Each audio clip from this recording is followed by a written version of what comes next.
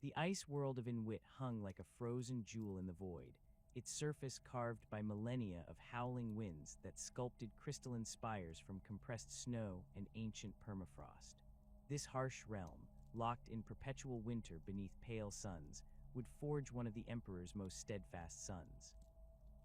Here, among the ice-bound fortress cities and the proud warrior houses that ruled them, Rogal Dorn would learn the virtues that would define his character: absolute duty, unshakable resolve, and an iron discipline that would make him the most trusted of all the Primarchs. The infant Primarch's arrival on Inwit followed the same mysterious pattern that scattered his brothers across the galaxy. Cast through the warp by the machinations of the Chaos Gods, the child who would become known as Rogal Dorn materialized on this frozen world far from Terra. Unlike some of his brothers who faced immediate peril upon their arrival, Dorn was discovered by the noble house of Inwit's ruling family. The circumstances of his discovery spoke to the character he would develop, found not as a feral child or conquering warlord, but as an infant taken in by duty-bound nobles who recognized something extraordinary in the golden-haired child. The aged patriarch of the ruling house adopted the foundling as his own. The old man possessed the weathered dignity common to those who ruled harsh worlds, his face bearing the lines carved by decades of making difficult decisions in the name of his people's survival. Under his guidance, young Dorn learned the fundamental principles that would govern his entire existence. The fortress palaces of Inwit were not places of luxury, but bastions of purpose, their halls echoing with the measured footsteps of guards and the quiet discussions of administrators who understood that their world's survival depended on constant vigilance and preparation. The culture of Inwit shaped Dorn's developing mind with its emphasis on collective responsibility and personal sacrifice. The planet's harsh climate demanded cooperation and planning on a scale that lesser worlds never required. Cities existed as self-contained ecosystems, their walls not merely defensive barriers, but essential shields against the killing cold that could claim entire populations if preparations faltered. In this environment, young Dorn absorbed lessons about the weight of leadership and the absolute necessity of reliability. When someone on Inwit gave their word, lives depended on that promise being kept. As Dorn matured, his extraordinary nature became increasingly apparent. His physical growth far exceeded that of normal humans, his golden hair and noble bearing marking him as something beyond mortal ken. More significantly, his mind demonstrated an intuitive grasp of defensive strategy and organizational logistics that impressed even the veteran commanders of Inwit's military forces.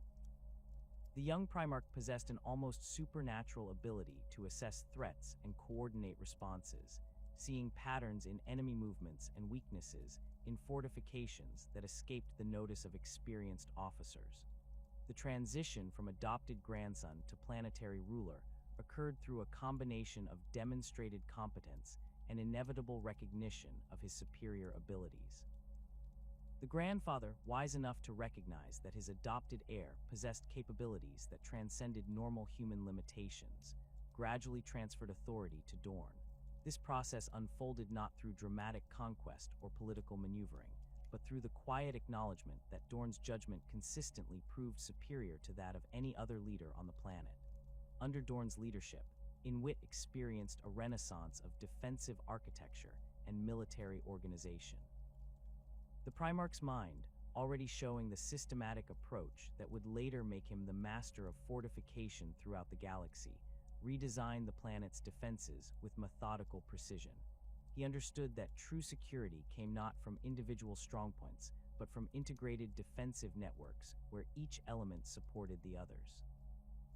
Fortress cities were connected by underground transit systems that allowed rapid redeployment of forces, while communication networks ensured that threats could be identified and countered before they developed into existential dangers. The psychological profile that emerged during these formative years would define Dorn throughout his service to the Emperor and the Imperium. His stoicism was not the cold indifference sometimes attributed to him by those who knew him only by reputation, but rather a deliberate emotional discipline that allowed him to function effectively under the enormous pressures of command. Dorn understood that leaders could not afford the luxury of emotional responses when lives hung in the balance. This self-control manifested in his measured speech patterns, his careful consideration of options before making decisions, and his absolute refusal to make promises he could not keep. His sense of duty transcended mere obedience to authority, representing instead a philosophical commitment to the greater good that superseded personal desires or ambitions. Dorn viewed leadership not as a privilege to be enjoyed, but as a burden to be borne for the benefit of those under his protection. This perspective shaped his approach to every aspect of governance and military command, from the design of defensive positions to the allocation of resources during times of scarcity. The discovery of Inwit by the Emperor's expanding Great Crusade marked a pivotal moment not only in Dorn's personal history, but in the broader narrative of human reunification. When the Emperor's expedition fleet translated from the warp at the edge of the Inwit system, they encountered not a primitive world ripe for conquest, but a highly organized civilization under the leadership of one of the lost Primarchs. The initial contact between father and son carried none of the drama that marked some similar reunions. No battles to be fought, no tyrants to be overthrown, simply the meeting of two beings who recognized their shared purpose immediately. The Emperor's recognition of Dorn was instantaneous and complete. Here was a son who had not only survived his separation, but had thrived, developing exactly the qualities that the Emperor had intended to instill in his created generals. Dorn's approach to leadership, his systematic mind, and his unwavering commitment to duty aligned perfectly with the Emperor's vision for the reconquest of the galaxy. More than simple compatibility, however, the Emperor perceived in Dorn a reliability that would prove invaluable in the trials ahead. Dorn's integration into the Great Crusade proceeded with characteristic efficiency. The 7th Legion, which had fought with distinction under the temporary command of Terran officers, welcomed their Primarch with the disciplined enthusiasm typical of Astartes receiving their Gene Father. The Legion's existing culture of methodical warfare and defensive expertise meshed seamlessly with Dorn's strategic preferences, creating a unified force that would become synonymous with impregnability and tactical precision. The epithet Praetorian of Terra emerged from Dorn's unique position within the Emperor's inner circle. Unlike some of his brothers who excelled in specific aspects of warfare or governance, Dorn demonstrated a comprehensive competence that made him invaluable as a guardian of the most critical imperial interests. The title carried implications beyond mere military command, encompassing his role as the Emperor's most trusted defender and the guardian of humanity's seat of power. This designation reflected not only Dorn's tactical brilliance, but also his absolute psychological reliability. The Emperor, who possessed an understanding of human nature that transcended normal comprehension, recognized in Dorn a mind incapable of betrayal or self-serving ambition. Where other Primarchs might be swayed by personal glory, philosophical disagreements, or the corrupting whispers of chaos, Dorn's character provided an unshakable foundation of loyalty that could be relied upon regardless of circumstances. The significance of this trust extended far beyond personal preference. Terra represented the heart of the growing Imperium, the world from which humanity's expansion across the galaxy was coordinated and controlled. Its defense required not merely military skill, but also the kind of systematic thinking that could coordinate vast defensive networks across multiple star systems. Dorn's mind, trained on the harsh lessons of Inwit and refined through his experiences in the Great Crusade, proved uniquely suited to this monumental responsibility. The transformation of Rogal Dorn from planetary ruler to master of siege warfare began with his first exposure to the broader conflicts of the Great Crusade, where many Primarchs demonstrated immediate prowess in mobile warfare or devastating assaults. Dorn's tactical genius manifested in his ability to read terrain, understand defensive positions, and conceptualize fortifications that could withstand any assault. His mind processed battlefield topography like a three-dimensional puzzle, instantly identifying choke points, fields of fire, and structural weaknesses that could be exploited or reinforced. This innate understanding of defensive architecture went beyond mere military engineering.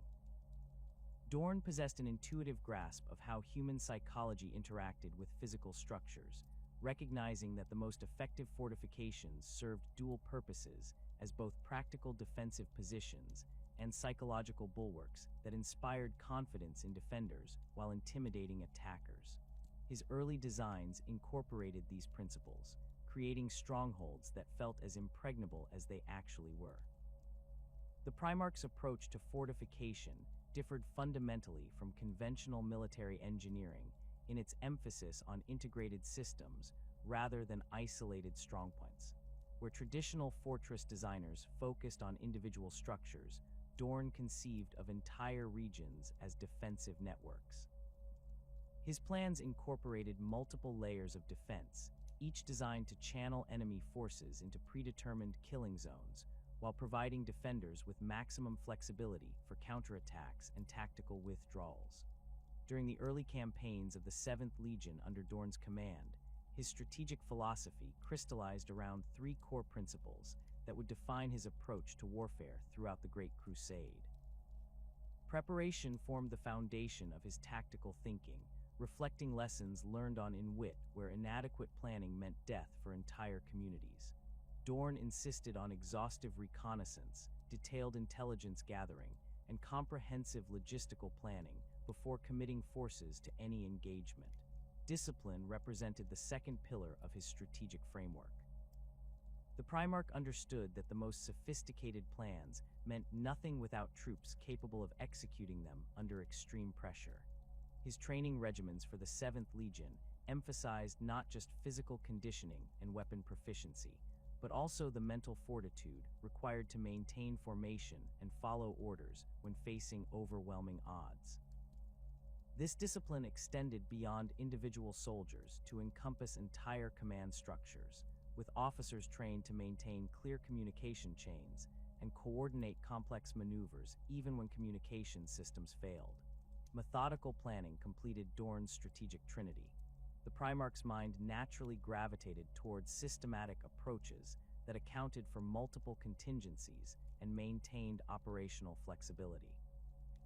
His battle plans resembled architectural blueprints in their precision, with every element serving multiple purposes and backup systems built into every critical function. This methodical approach sometimes frustrated more impulsive commanders who preferred rapid, decisive actions, but Dorn's results consistently vindicated his patient, thorough methodology. The first major fortification project that demonstrated Dorn's extraordinary capabilities was the reinforcement of the Saturnine Gate complex during the consolidation of the Sol system. The existing defensive installations, built during the Age of Strife, represented competent engineering, but lacked the integrated design philosophy that Dorn brought to defensive architecture. His modifications transformed a collection of individual strongpoints into a unified defensive network that could coordinate fire patterns, share sensor data, and redistribute forces based on real-time threat assessments. The Saturnine Gate project established patterns that would characterize all of Dorn's subsequent fortification work. Rather than simply adding more weapons or thicker walls, he redesigned the fundamental layout to maximize defensive efficiency while minimizing resource requirements.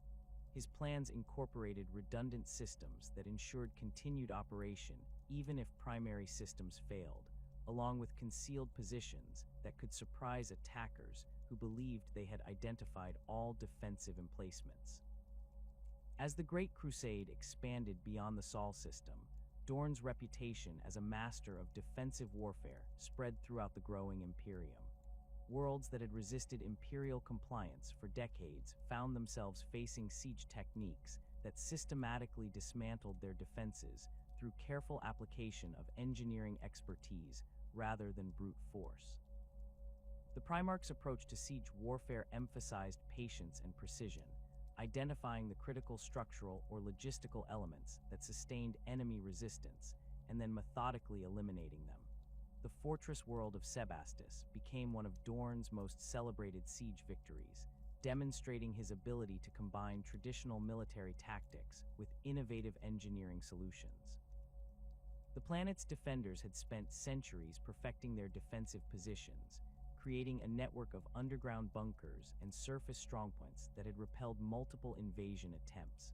Rather than launching costly frontal assaults, Dorn spent months studying the fortress system, identifying the underground water sources and power generation facilities that sustained the defensive network.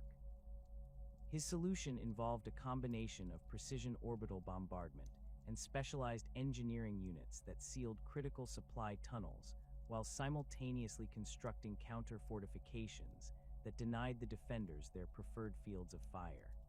The siege concluded not with a dramatic final assault, but with the systematic collapse of the defensive network as its supporting infrastructure failed. The defenders, faced with the choice between surrender and slow starvation, chose to yield to Imperial forces that had demonstrated the futility of continued resistance. The Sebastus campaign illustrated Dorn's understanding that effective siege warfare required more than military force. His approach integrated logistics, engineering, intelligence gathering, and psychological warfare into comprehensive strategies that addressed every aspect of sustained military operations. This holistic perspective distinguished him from commanders who relied primarily on superior firepower or numerical advantages to overcome defensive positions. Dorn's growing expertise in fortification and siege warfare inevitably brought him into contact with Praetorian, the Primarch of the 4th Legion, whose own reputation centered on his mastery of siege techniques and defensive engineering. The relationship between these two Primarchs represented one of the most complex dynamics within the Brotherhood of Jean's Sons, characterized by mutual respect for each other's abilities, combined with fundamental philosophical disagreements about the nature and purpose of warfare. Praetorian approached siege warfare as a problem to be solved through the application of overwhelming force and superior technology. His strategies typically involved massive artillery bombardments, mechanized assaults, and the systematic destruction of enemy positions through sustained firepower. The Iron Warriors under his command became synonymous with grinding, attritional campaigns that achieved victory through the methodical application of superior resources and technological advantages. Dorn's methodology differed substantially from his brother's approach, emphasizing efficiency and precision over raw destructive power. Where Praetorian might deploy massive siege guns to reduce enemy fortifications to rubble, Dorn preferred to identify specific structural weaknesses that could be exploited with minimal expenditure of resources. This philosophical difference reflected deeper disagreements about the nature of warfare and the responsibilities of military commanders. The contrast between their approaches became apparent during joint operations where both Primarchs participated in the same campaigns. Praetorian's forces would establish massive siege works and begin systematic bombardment of enemy positions, while Dorn's troops would conduct detailed reconnaissance and prepare precision strikes against critical targets. The Iron Warriors achieved their objectives through sustained pressure and overwhelming firepower, while the Imperial Fists accomplished similar goals through careful planning and surgical application of force. These tactical differences extended to their approaches to fortification construction. Praetorian's defensive works emphasized massive walls, overlapping fields of fire, and the integration of heavy weapons systems that could engage enemies at maximum range. His fortresses resembled mechanical constructions, with every element designed for maximum efficiency and minimal aesthetic consideration. The Iron Warriors built structures that functioned perfectly, but possessed an austere, utilitarian appearance that reflected their creators' focus on practical effectiveness. Dorn's fortifications, while equally effective from a defensive standpoint, incorporated elements that acknowledged the human factors involved in sustained defensive operations.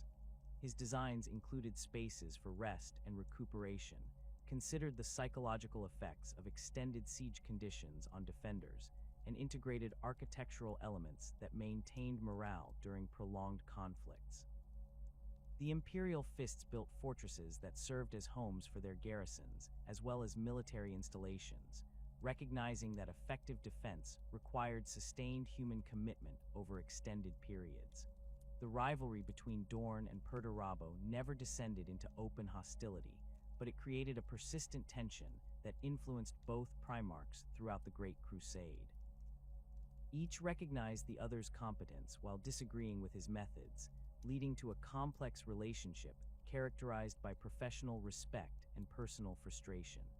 Their interactions during joint planning sessions often involved lengthy debates about optimal approaches to specific tactical challenges, with each Primarch defending his methodology while acknowledging the effectiveness of his brother's alternative approach. This dynamic proved beneficial to the overall conduct of the Great Crusade, as the competition between the two siege specialists drove continuous innovation in both offensive and defensive techniques.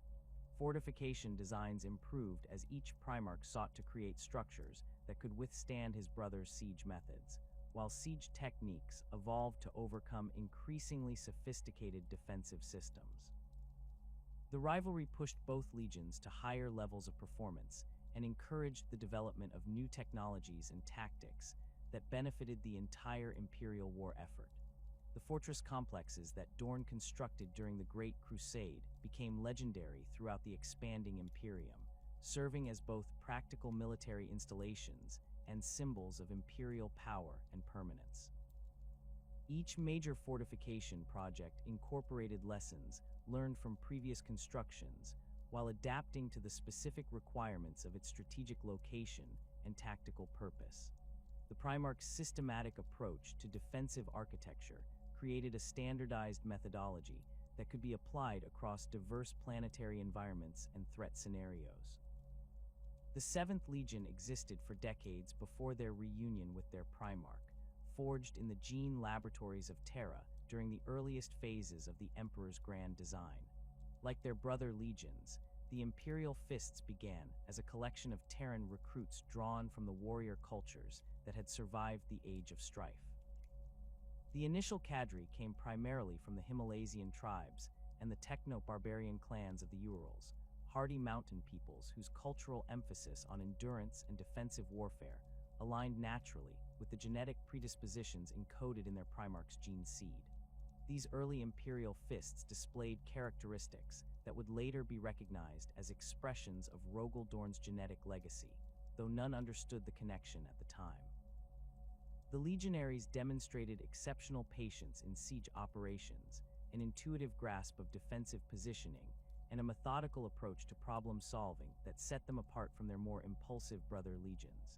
Their combat doctrine evolved organically around these strengths, emphasizing disciplined formations, coordinated fire support, and the systematic reduction of enemy strongpoints through careful application of concentrated force. The Legion's early campaigns during the Unification Wars established patterns that would persist throughout their history. While other legions gained renown for lightning assaults or devastating breakthrough attacks, the 7th Legion built their reputation on their ability to take and hold critical positions against overwhelming odds. Their commanders learned to identify the key terrain features that controlled entire battlefields, deploying their forces to maximum advantage while denying enemies the opportunity to exploit tactical weaknesses. Under the temporary command of Terran officers appointed by the Emperor, the 7th Legion developed a culture that prized reliability above individual heroics. Their training emphasized collective achievement over personal glory, creating units that functioned as integrated systems rather than collections of individual warriors. This approach proved particularly effective during the protracted campaigns that characterized the later phases of Terran unification, where sustained operations required troops capable of maintaining effectiveness over extended periods without constant reinforcement or resupply. The Legion's organizational structure during this pre-Primarch period reflected their tactical preferences and operational requirements. Companies were organized around defensive specializations, with dedicated units for siege warfare, fortification construction, and sustained defensive operations. Each company maintained its own engineering specialists, communications teams, and logistical support elements, creating self-sufficient formations capable of independent operation when strategic requirements demanded dispersed deployment. The arrival of Rogal Dorn transformed the 7th Legion from a competent military formation into one of the most formidable forces in the Imperial arsenal. The Primarch's integration with his gene sons proceeded smoothly, facilitated by the natural compatibility between his strategic philosophy and the tactical doctrines they had already developed. Rather than imposing wholesale changes on the Legion's existing structure, Dorn refined and enhanced their capabilities while introducing elements of in-wit military culture that complemented their established strengths. The most significant change involved the systematic incorporation of in-wit defensive techniques and organizational principles into Legion doctrine. The Ice World's harsh environment had produced military traditions that emphasized preparation, redundancy, and coordinated response to multiple simultaneous threats. These concepts translated directly to the challenges of interstellar warfare, where Imperial Fists formations might face diverse enemy forces equipped with unknown technologies and operating under alien tactical doctrines. Dorn restructured the Legion's command hierarchy to reflect in-wit principles of distributed authority and mutual support. Senior officers received expanded autonomy to respond to local tactical situations while remaining integrated within larger strategic frameworks. This approach allowed individual commanders to exploit opportunities or respond to threats without waiting for centralized direction, while ensuring that their actions supported overall operational objectives rather than conflicting with parallel efforts by adjacent units. The Primarch also introduced in-wit concepts of collective responsibility that transformed the Legion's internal culture. Rather than operating as traditional military hierarchies, where orders flowed downward and reports moved upward, Imperial Fists units developed lateral communication networks that allowed rapid information sharing and coordinated responses across multiple organizational levels. Sergeants communicated directly with their counterparts in adjacent squads, company commanders coordinated with their peers in other formations, and individual legionaries took personal responsibility for maintaining awareness of broader tactical situations beyond their immediate assignments. These organizational changes reflected Dorn's understanding that effective military operations required more than simple obedience to orders. The complexity of interstellar warfare demanded troops capable of independent judgment and initiative, particularly during extended campaigns where communication delays or equipment failures might isolate units from higher command authority. The Imperial Fists learned to function as thinking soldiers rather than merely disciplined executors of predetermined plans. The Legion's recruitment practices evolved significantly under Dorn's guidance, expanding beyond their traditional Terran sources to include candidates from worlds that demonstrated compatible cultural values and military traditions. The Primarch established recruitment stations on fortress worlds throughout the expanding Imperium, seeking young men whose backgrounds emphasized duty, discipline, and collective responsibility over individual achievement or personal glory. In-wit itself became a primary source of new recruits, with the planet's warrior houses viewing service in the Imperial Fists as the highest honor their sons could achieve.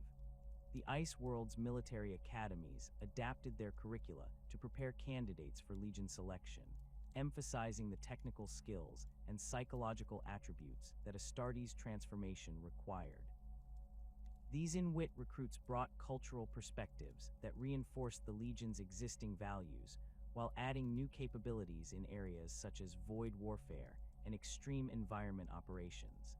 The selection process for Imperial Fists recruits reflected Dorn's systematic approach to all aspects of Legion management.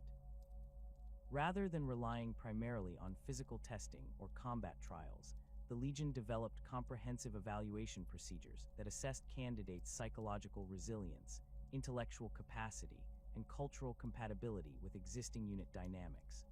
Potential recruits underwent extended observation periods where their responses to stress, authority, and collective responsibility could be evaluated under controlled conditions.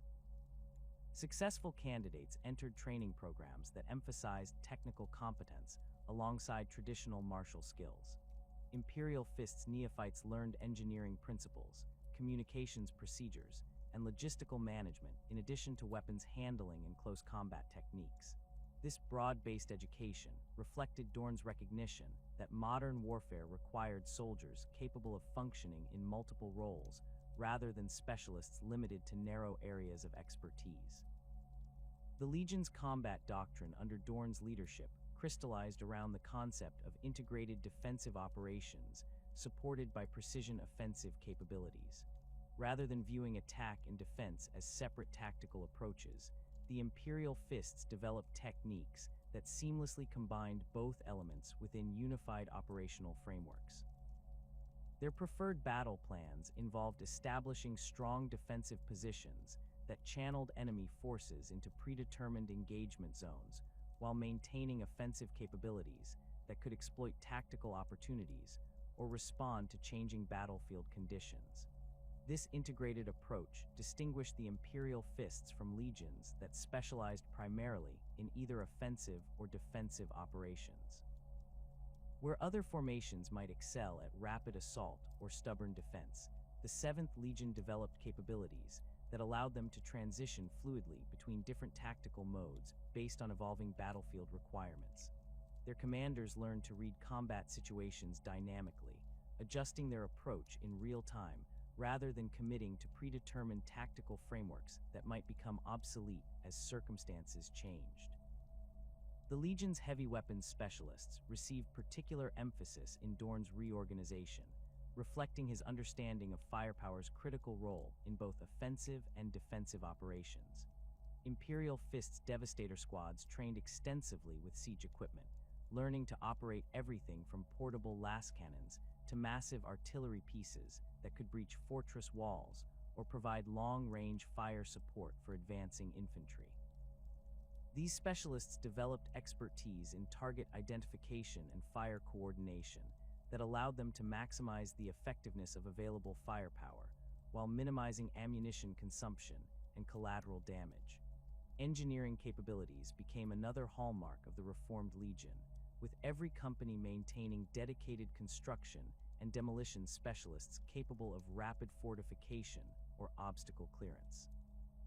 These legionaries learned to work with both Imperial construction equipment and improvised materials, creating defensive positions from whatever resources were available on campaign.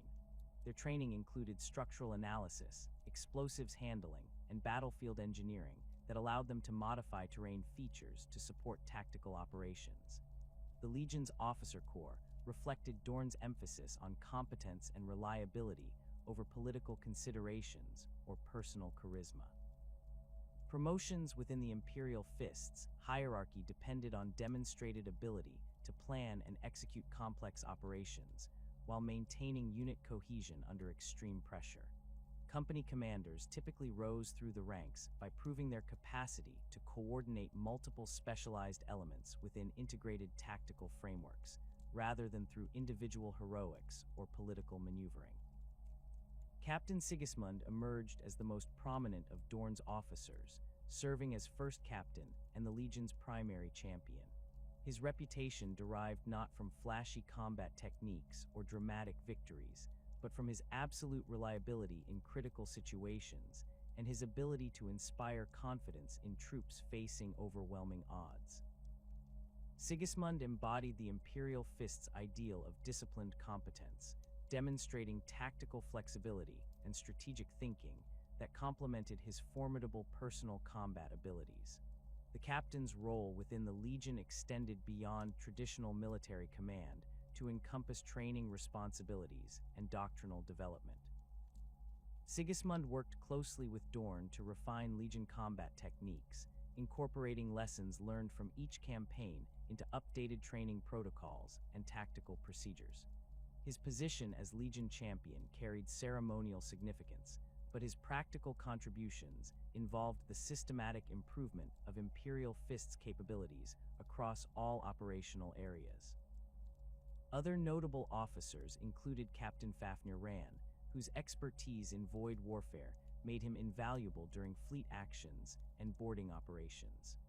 Ran's aggressive tactical style provided a counterpoint to the Legion's typically methodical approach, demonstrating how individual initiative could be channeled within disciplined operational frameworks. His assault companies specialized in rapid response to tactical opportunities, maintaining the offensive capabilities that balanced the Legion's defensive strengths. Captain Archamus commanded the Legion's Huskarl units, elite formations that served as Dorn's personal guard and the final reserve for critical operations. These veteran legionaries represented the pinnacle of Imperial Fists training and discipline, capable of independent operation in the most challenging tactical environments. The Huskarls functioned as both bodyguards and special operations forces, undertaking missions that required absolute discretion and reliability. The Legion's apothecaries and chaplains played crucial roles in maintaining the psychological and physical health of the formation during extended campaigns. Chief Apothecary Fabius developed medical protocols that minimized casualty rates while maximizing the effectiveness of available medical resources. His innovations in battlefield medicine and injury prevention became standard throughout the Legion, contributing to their reputation for sustained operational capability. The chaplaincy, while not yet formalized as it would become in later millennia, existed in embryonic form through officers who maintained unit morale and doctrinal purity. These individuals worked to preserve Legion traditions and values during the cultural changes that accompanied rapid expansion and integration of new recruitment sources. Their efforts ensured that the Imperial Fists maintained their distinctive character while adapting to the evolving requirements of the Great Crusade. Training facilities established on Inwit and other Imperial Fists recruitment worlds became centers of tactical innovation and doctrinal development. These installations combined traditional military education with advanced technical training, producing legionaries capable of operating sophisticated equipment while maintaining the disciplined mindset that characterized the formation. The curriculum emphasized problem-solving abilities and adaptability, preparing recruits for the unpredictable challenges of interstellar warfare. The Legion's fleet assets reflected their operational requirements and tactical preferences, emphasizing vessels capable of sustained operations and heavy bombardment rather than speed or maneuverability. Imperial Fists battle barges incorporated extensive engineering facilities and construction capabilities, allowing them to establish fortified positions on newly conquered worlds or repair battle damage without returning to major shipyards. Their strike cruisers mounted heavy weapons batteries, optimized for siege operations and orbital bombardment missions. The transformation of the Imperial Fists into a fully operational legion under Rogal Dorn's command coincided with the most intensive phase of the Great Crusade's expansion.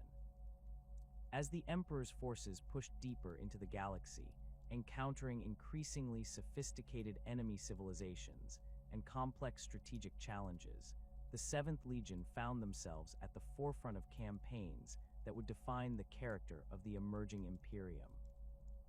Their methodical approach to warfare and systematic fortification techniques proved invaluable in establishing permanent Imperial control over conquered territories, moving beyond simple military victory to create lasting foundations for human civilization.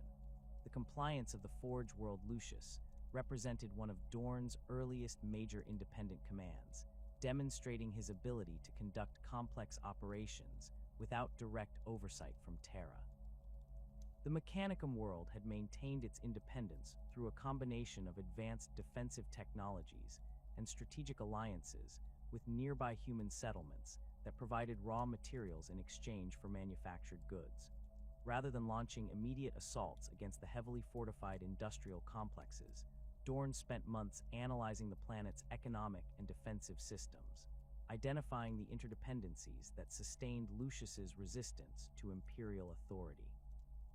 His solution involved a carefully coordinated campaign that isolated Lucius from its trading partners, while simultaneously demonstrating Imperial technological capabilities that exceeded even the Forge world's advanced manufacturing systems.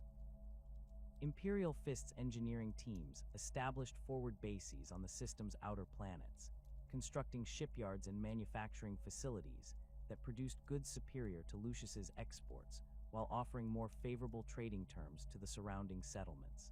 This economic pressure campaign gradually undermined the Forge world's position without requiring costly siege operations, that might have damaged the industrial infrastructure the Imperium sought to acquire intact. The final phase of the Lucius compliance involved direct negotiations between Dorn and the Forge World's tech priests, conducted through a series of formal meetings that emphasized mutual benefit rather than conquest and submission. The Primarch's reputation for absolute honesty in all dealings proved crucial during these discussions, as the Mechanicum representatives recognized that any agreements reached would be honored completely regardless of changing circumstances. The compliance treaty that emerged from these negotiations became a model for subsequent Mechanicum integrations, establishing patterns of cooperation that would persist throughout the Great Crusade and beyond. The establishment of the Inwit cluster as a major imperial stronghold demonstrated Dorn's understanding of strategic depth and regional defense networks. Rather than treating his homeworld as an isolated fortress, the Primarch developed comprehensive plans that integrated Inwit with neighboring systems to create a mutually supporting defensive complex. This involved extensive construction projects on multiple worlds, establishing supply depots, communication relays, and secondary fortification sites that could coordinate responses to threats from any direction. The engineering challenges involved in this project exceeded anything previously attempted by Imperial forces, requiring the coordination of massive construction fleets and specialized equipment across multiple star systems simultaneously. Dorn's systematic approach proved essential for managing the logistical complexity, with detailed planning documents that specified material requirements, construction sequences, and quality control procedures for every aspect of the project. The resulting defensive network became a template for similar installations throughout the expanding Imperium, demonstrating how individual worlds could be integrated into larger strategic frameworks that enhanced overall Imperial security. During the Cherout compliance, Dorn encountered one of his first major challenges in dealing with a technologically advanced human civilization that had developed along different philosophical lines from the Imperial truth. The Cherout hegemony possessed sophisticated military technologies and had maintained their independence through a combination of defensive fortifications and diplomatic alliances with nearby Xeno species. Their leaders viewed the Imperial expansion as a threat to human diversity and cultural development, arguing that the Emperor's vision of unified humanity would eliminate beneficial variations that had emerged during the Age of Strife. The campaign required Dorn to balance military necessity with political considerations, as the Emperor had specifically instructed that human civilizations should be brought into compliance with minimal destruction of their cultural achievements and technological capabilities. The Primarch's approach involved a graduated response that began with diplomatic overtures and economic incentives, escalating to limited military demonstrations only when peaceful methods proved insufficient. This measured approach reflected his understanding that the Great Crusade's ultimate success depended on creating willing participants in the Imperial project rather than merely conquered subjects. The siege of the Cherout capital world showcased Dorn's ability to conduct precision military operations that achieved strategic objectives while minimizing collateral damage. Rather than employing the massive bombardments that characterized many compliance actions, the Imperial Fists used surgical strikes against specific military targets while avoiding civilian areas and cultural sites. This approach required extensive intelligence gathering and careful coordination between different Imperial Fists units, demonstrating the Legion's capacity for complex operations that went beyond their traditional expertise in defensive warfare. The successful integration of Cherout military units into Imperial army formations illustrated another aspect of Dorn's strategic thinking. The Primarch recognized that conquered populations became more reliable Imperial citizens when they could contribute meaningfully to the expanding war effort. Former Cherout officers found themselves commanding Imperial army regiments equipped with their homeworld's advanced technologies, while their expertise in defensive engineering proved valuable for fortification projects throughout their sector. This integration process required careful attention to cultural sensitivities and individual motivations, areas where Dorn's systematic approach proved as effective as in purely military contexts. The Proxima Centauri campaign brought Dorn into direct collaboration with several of his brother Primarchs, providing opportunities to observe different approaches to warfare, while demonstrating the Imperial Fists' unique capabilities within larger strategic frameworks. The system contained multiple hostile civilizations that had formed a defensive alliance against Imperial expansion, requiring coordinated operations across several worlds simultaneously. Horus commanded the overall campaign, with individual Primarchs responsible for specific operational areas based on their particular strengths and expertise. Dorn's assignment involved the reduction of the heavily fortified asteroid stations that controlled the system's major shipping routes. These installations had been constructed over centuries, incorporating advanced defensive technologies and interconnected command systems that allowed coordinated responses to threats from multiple directions. The asteroid fortresses represented exactly the type of challenge that suited Imperial Fists' capabilities, requiring systematic analysis of defensive systems followed by carefully planned assault operations. The campaign provided valuable lessons in inter-legion cooperation, as Imperial Fists units worked alongside elements from the Luna Wolves, Emperor's Children, and Death Guard. Each legion brought different tactical approaches and operational capabilities, creating opportunities for mutual learning while highlighting the distinctive characteristics that set each formation apart. Dorn observed Horus's talent for inspiring confidence and maintaining morale during difficult operations, while noting Fulgrim's emphasis on tactical perfection and Mortarian's expertise in sustained operations under adverse conditions.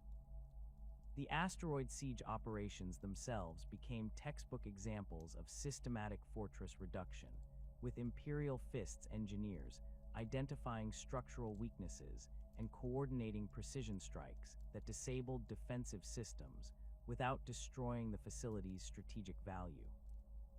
The campaign demonstrated how different Legion specialties could be integrated within unified operational plans, with each formation contributing its particular strengths while supporting overall strategic objectives. Dorn's relationship with his brother Primarchs during this period reflected his naturally reserved personality and focus on professional competence rather than personal relationships. He maintained cordial relations with all his brothers while developing closer working relationships with those whose tactical approaches complemented his own methodical style.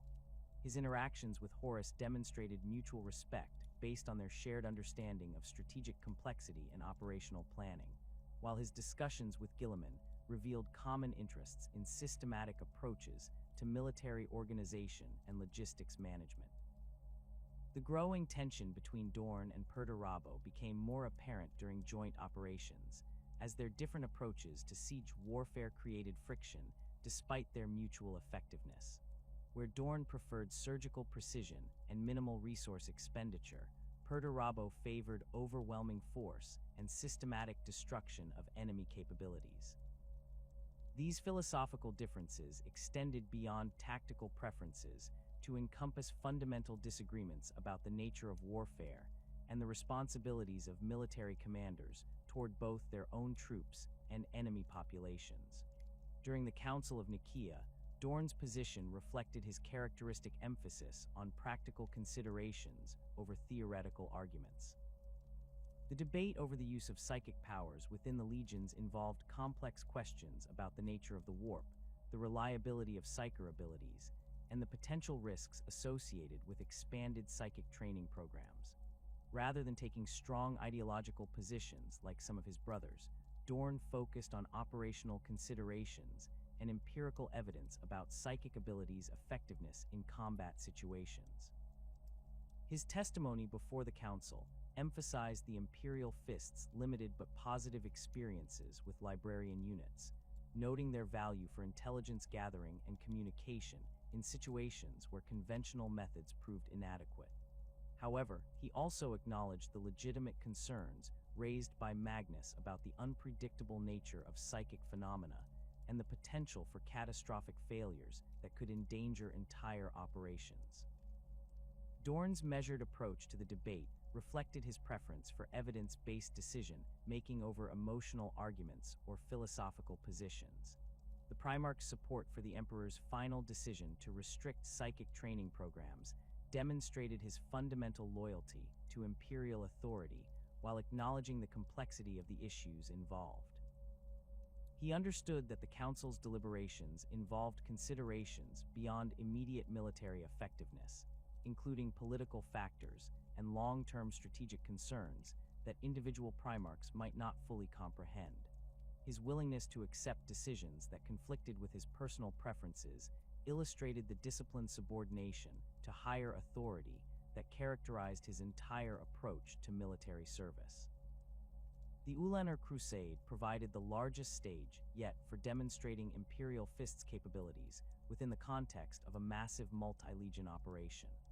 The Orc Empire that had emerged in the Ulanor sector represented the most significant Xenos threat encountered during the Great Crusade, requiring unprecedented coordination between different Imperial forces and tactical approaches adapted to the unique challenges of fighting Orc civilizations.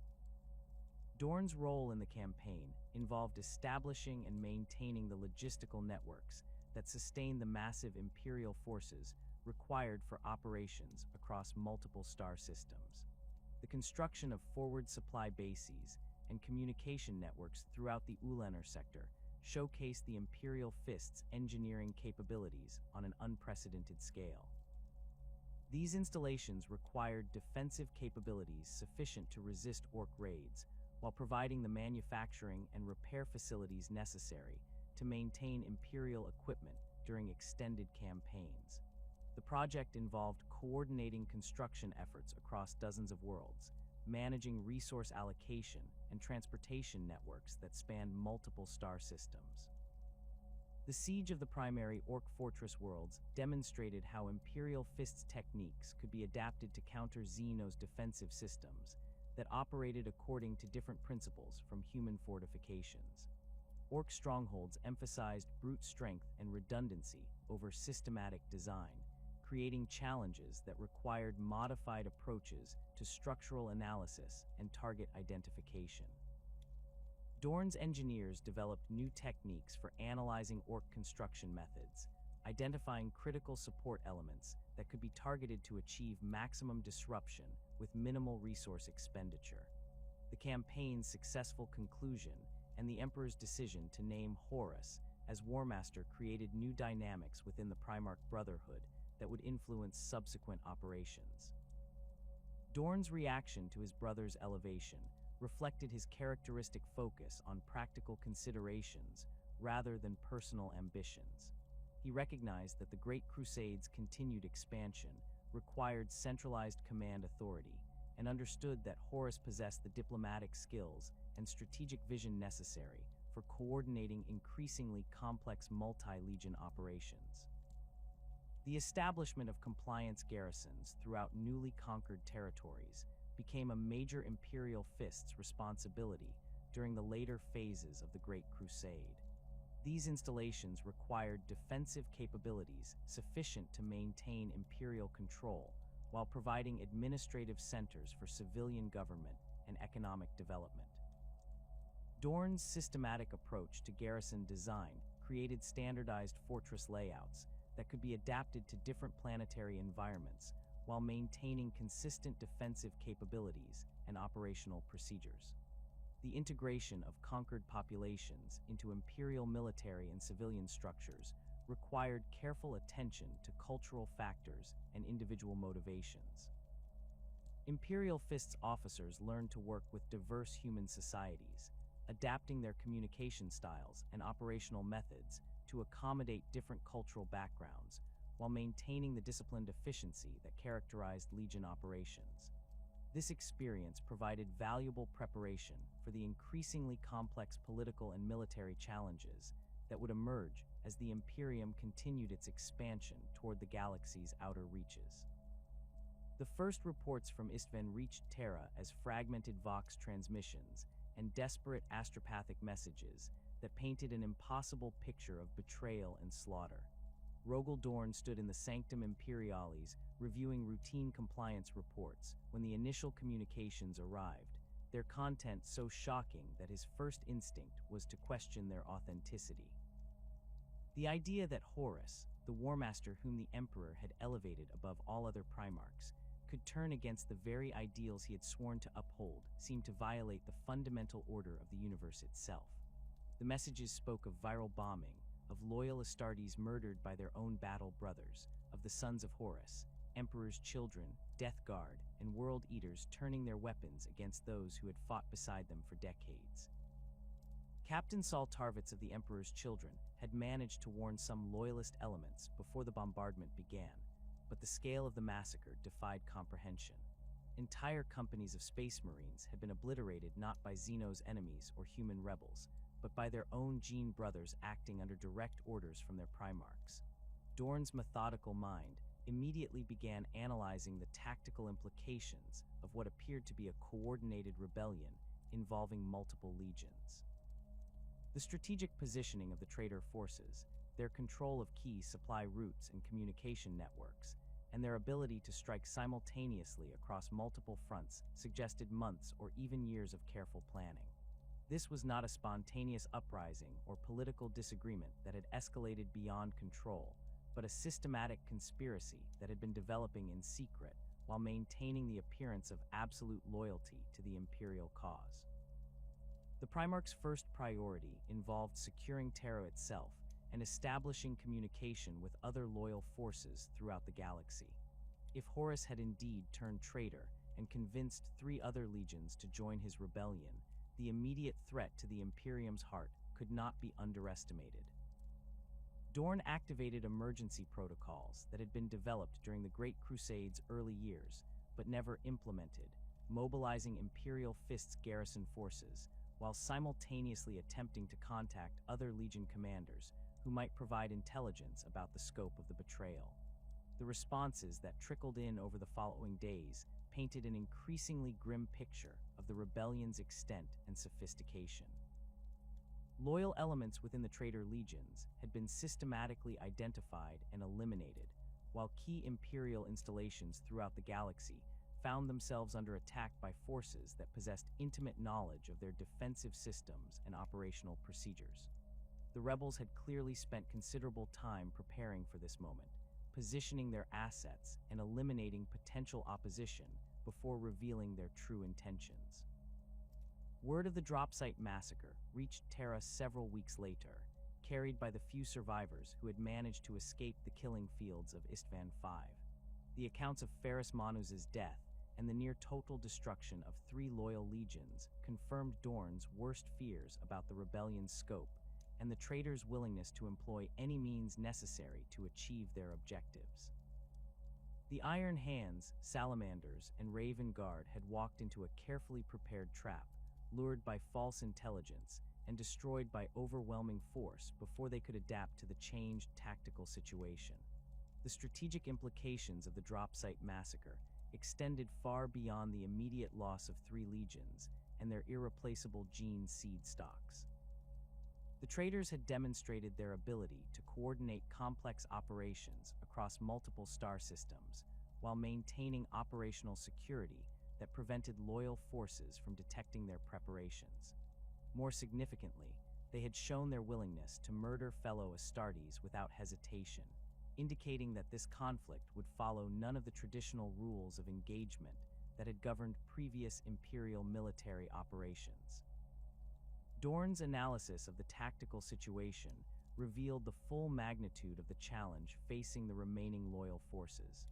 The traitors controlled significant fleet assets and had secured key strategic positions throughout the galaxy, while their ability to strike without warning had disrupted Imperial communication networks and supply lines. The traditional advantages that Imperial forces had enjoyed during the Great Crusade, superior coordination, reliable logistics, and unified command structure, had been compromised by the rebellion's systematic targeting of critical infrastructure and key personnel. The Emperor's summons arrived as Dorn was coordinating emergency defensive measures for the Sol system, transmitted through secure channels that bypassed the compromised astropathic networks. The message contained no detailed explanations or strategic analysis, only a direct command that brooked no delay or discussion. The Praetorian of Terra was to return to the throne world immediately, abandoning all other responsibilities to focus on the defense of humanity's seat of power against the coming storm. The journey back to Terra provided Dorn with additional intelligence about the rebellion's progress and the loyalist response to the crisis. Reports from across the galaxy described Imperial forces struggling to adapt to a conflict that violated every assumption about space marine warfare and Legion loyalty. Traditional tactical doctrines proved inadequate against enemies who possessed identical training, equipment, and strategic knowledge while operating under the advantage of surprise and coordinated planning. The Imperial Fists fleet that accompanied Dorn's return to Terra brought additional loyal forces that had been scattered across multiple sectors during the Great Crusade's final campaigns. These units provided first-hand accounts of traitor activities in their operational areas, describing systematic attacks on Imperial installations and the elimination of loyalist elements within previously trusted formations. The pattern that emerged suggested a rebellion that had been planned for years, with traitor agents positioned throughout Imperial command structures and key installations prepared for simultaneous activation when the signal came. Upon reaching Terra, Dorn found the Imperial Palace already bustling with defensive preparations as news of the rebellion spread throughout the Sol system.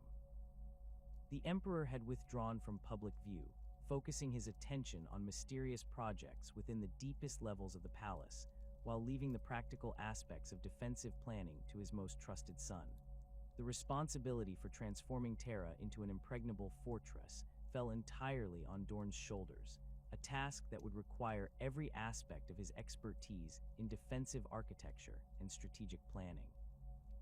The scale of the fortification project that the Emperor envisioned exceeded anything previously attempted in human history. Terra was to become not merely a defended world, but the ultimate fortress, capable of withstanding siege by forces that might include multiple space marine legions, equipped with the most advanced weapons and siege equipment in the Imperial arsenal.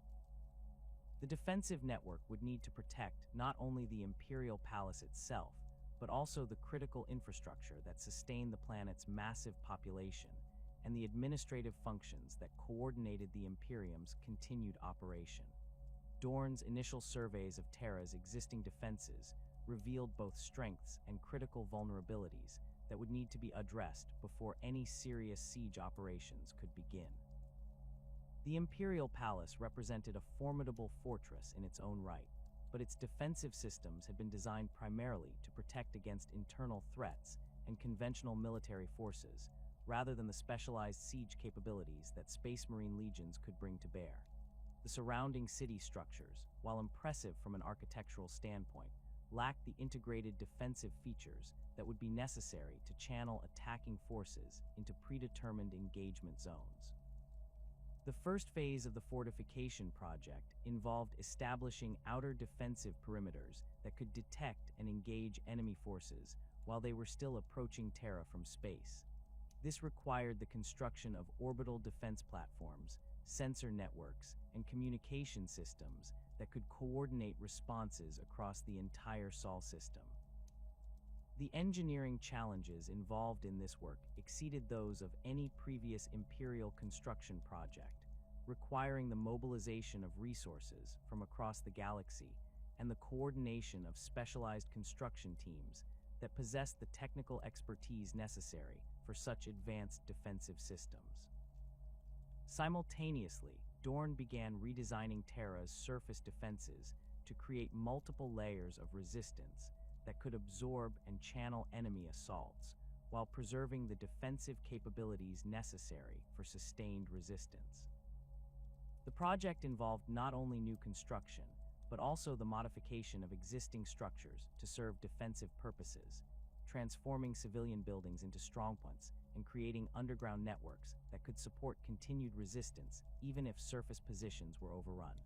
The early engagements between Imperial Fists forces and traitor elements provided crucial intelligence about enemy capabilities and tactical approaches while testing the defensive systems under development.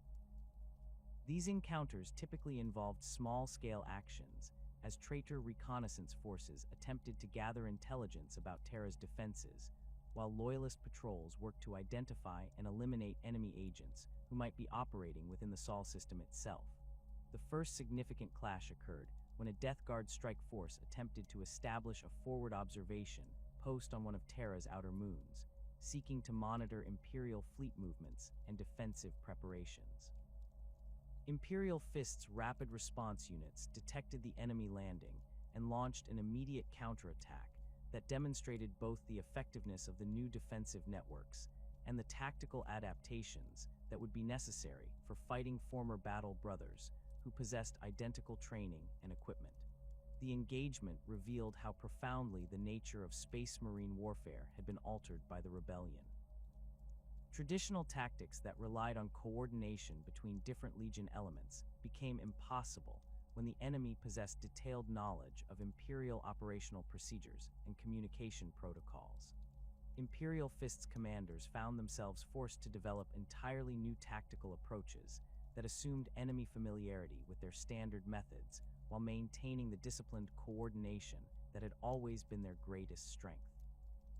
The psychological impact of fighting former allies proved as challenging as the tactical adaptations required by the changed strategic situation. Imperial Fists veterans who had fought alongside Death Guard units during the Great Crusade now found themselves exchanging fire with warriors they had once called brothers, a situation that tested their mental resilience and required careful attention from Legion chaplains and apothecaries. The betrayal struck at fundamental assumptions about loyalty and duty that had formed the foundation of Space Marine identity since the earliest days of the Legions. Reports from other loyal forces throughout the galaxy provided additional evidence of the traitors' systematic approach to the rebellion and their willingness to employ any tactics necessary to achieve their objectives. Word-bearers' forces had revealed their secret allegiance to Chaos powers, bringing demonic allies into battle alongside corrupted Space Marines who bore symbols and markings that violated every principle of Imperial truth. The Emperor's children had embraced excesses that transformed them into barely recognizable parodies of their former selves, while the Sons of Horus maintained their tactical excellence while serving goals that directly contradicted everything they had once fought to achieve. The intelligence gathered from these early encounters informed Dorn's ongoing defensive preparations, as he worked to anticipate the specific threats that each traitor legion might present during a Siege of Terra. The Death Guard's expertise in attrition warfare and chemical weapons required specific countermeasures and protective equipment, while the Emperor's children's pursuit of perfection in all aspects of warfare demanded defensive systems capable of responding to highly sophisticated assault techniques. The Sons of Horus retained their reputation for tactical flexibility and combined arms operations, requiring defensive plans that could adapt to rapidly changing tactical situations. As the fortification of Terra continued, Dorn found himself coordinating with other loyal Primarchs who had managed to maintain contact with the throne world despite the disrupted communication networks. Jagatai Khan provided intelligence about traitor movements in the outer sectors, while Liman Russ reported on his efforts to track down and eliminate traitor forces that threatened critical Imperial installations. These communications revealed the extent to which the rebellion had fragmented Imperial forces, isolating loyal elements and forcing them to operate independently while facing coordinated opposition from multiple traitor factions. The arrival of refugees from worlds that had fallen to traitor forces provided additional intelligence about enemy capabilities and tactical methods while presenting significant logistical challenges for Terra's defensive preparations. These survivors brought first-hand accounts of how quickly established Imperial governments had collapsed when faced with coordinated attacks by Space Marine forces operating without the restraints that had previously limited their actions. The reports described systematic destruction of civilian infrastructure, the elimination of local leadership, and the establishment of military governments that served traitor strategic objectives rather than Imperial law. The transformation of Terra into the ultimate fortress began with Dorn's comprehensive assessment of the planet's existing defensive infrastructure, a process that revealed both the magnitude of the task ahead and the critical vulnerabilities that required immediate attention. The Imperial Palace, while architecturally magnificent and symbolically powerful, had been designed during a period when the greatest threats came from human techno-barbarian armies, equipped with conventional weapons, rather than space marine legions possessing orbital bombardment capabilities and siege equipment that could breach any conventional fortification. Dorn's initial surveys identified 3 primary defensive zones that would need complete restructuring to create an integrated defense network capable of withstanding the coming siege. The orbital approaches to Terra required a comprehensive sensor and weapons grid that could detect incoming threats while they were still days away from the planet, providing early warning and the opportunity to engage enemy forces before they could establish orbital superiority. The planet's upper atmosphere needed defensive installations that could coordinate with orbital platforms while providing backup systems in case primary defenses were compromised or destroyed. The surface defenses presented the most complex challenges, as they needed to protect not only the Imperial Palace itself, but also the vast urban sprawl that housed Terra's billions of inhabitants, and the critical infrastructure that sustained both the planetary population and the administrative functions of the Imperium. The existing city structures, while impressive examples of human architectural achievement, lacked the defensive features necessary to channel attacking forces into predetermined killing zones, while providing protected routes for defender movement and supply distribution. The scale of construction required to implement Dorn's defensive vision exceeded any previous Imperial engineering project, demanding the mobilization of resources from across the galaxy and the coordination of specialized construction teams whose expertise spanned everything from orbital mechanics to underground excavation. Mechanicum-forged ships arrived in the Sol system carrying prefabricated components for defense platforms, while construction vessels from a dozen different sectors brought the raw materials necessary for the massive earthworks and fortification systems that would transform Terra's surface into a series of interconnected strongpoints. The Aegis defense lines became the cornerstone of Dorn's surface fortification strategy, representing a revolutionary approach to planetary defense that integrated multiple defensive systems within a unified tactical framework. Rather than relying on isolated strongpoints that could be bypassed or overwhelmed through concentrated assault, the Aegis lines created overlapping fields of fire and mutually supporting positions that forced attacking forces to engage the entire defensive network simultaneously, while providing defenders with maximum flexibility for tactical response and strategic repositioning. Construction of the Aegis lines required extensive modification of Terra's existing topography, with massive earth-moving operations that carved new valleys and raised artificial hills to create optimal firing positions and defensive barriers. The work involved not only Imperial Fists engineering specialists, but also conscripted civilian construction teams whose expertise in large-scale building projects proved essential for managing the logistical complexity of simultaneous construction across multiple continental areas. The defensive positions themselves incorporated lessons learned from every major siege operation of the Great Crusade, combining traditional fortification principles with innovative technologies that maximized defensive effectiveness while minimizing resource requirements. Each strongpoint included multiple weapon systems capable of engaging different types of targets, from massed infantry formations to armored vehicles and aircraft, while underground connections allowed rapid redeployment of forces and supplies without exposing defenders to enemy observation or interdiction. The integration of existing civilian infrastructure into the defensive network required careful planning to maintain the economic and administrative functions that sustained Terra's population, while creating defensive capabilities that could channel attacking forces into predetermined engagement zones. Major transportation arteries were modified to include defensive checkpoints and obstacles that could be activated during combat operations, while civilian buildings received structural reinforcements and weapon positions that transformed them into impromptu strongpoints when circumstances required. Underground tunnel networks became a critical component of the defensive system, providing protected routes for troop movement and supply distribution that remained functional even when surface positions came under heavy bombardment.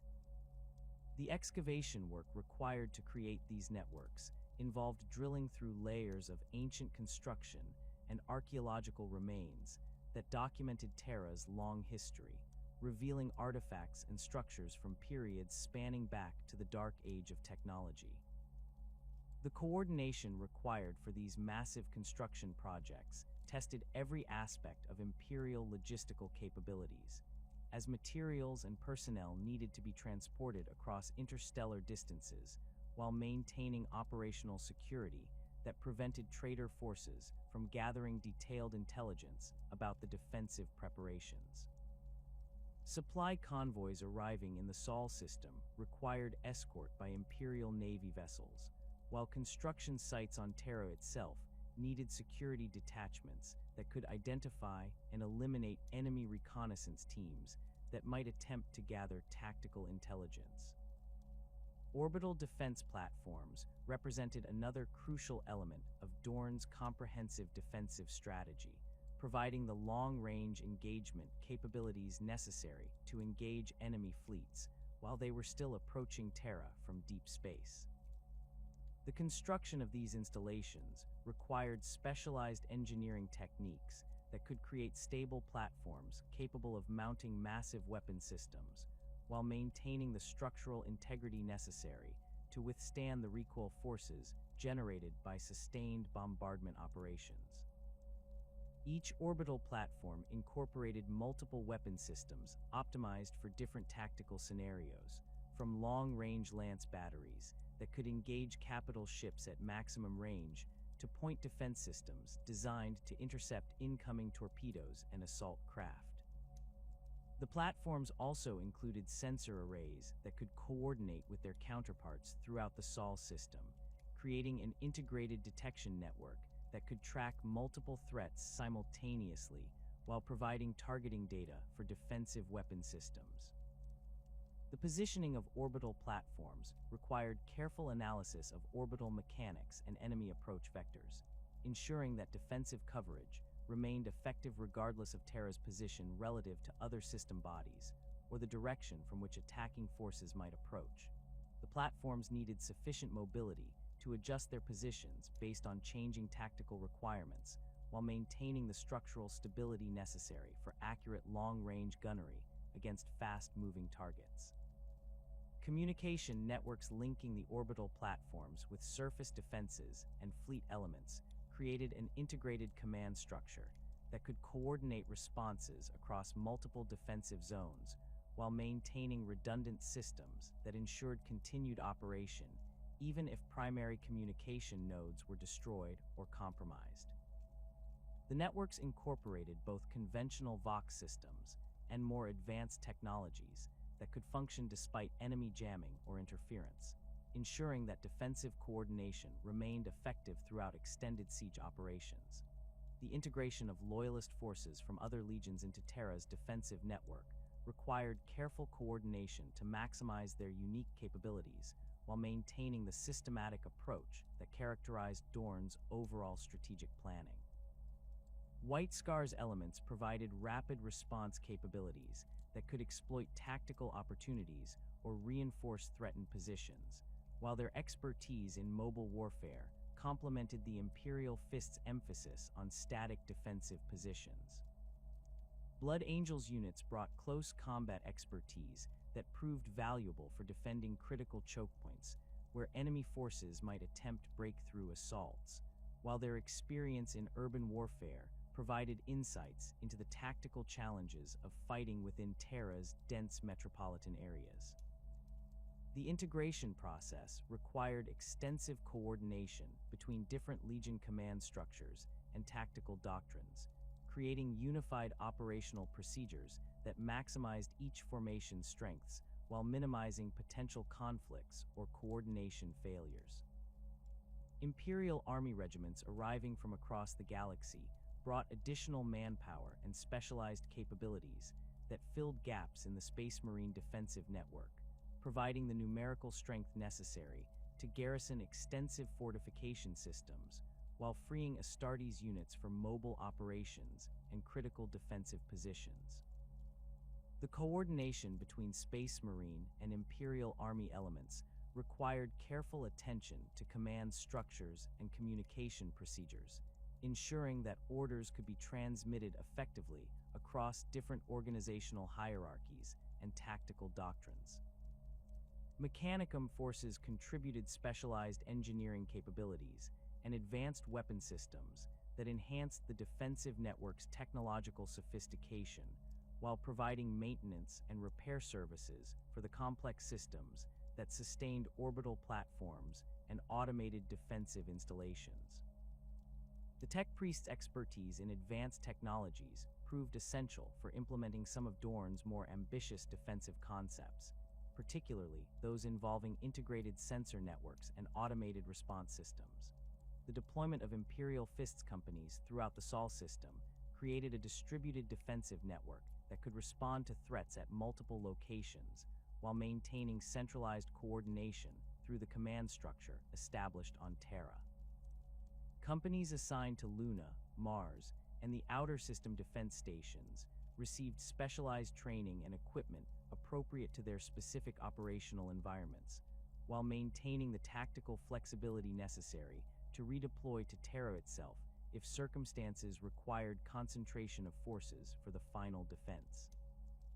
Luna's defensive installations required particular attention due to the Moon's strategic importance as Terra's primary orbital companion and its historical significance as humanity's first step into space. The existing mining and industrial facilities provided foundations for defensive positions, but required extensive modification to create integrated strongpoints capable of coordinating with Terra's orbital defenses while maintaining independent operational capability if communications were disrupted.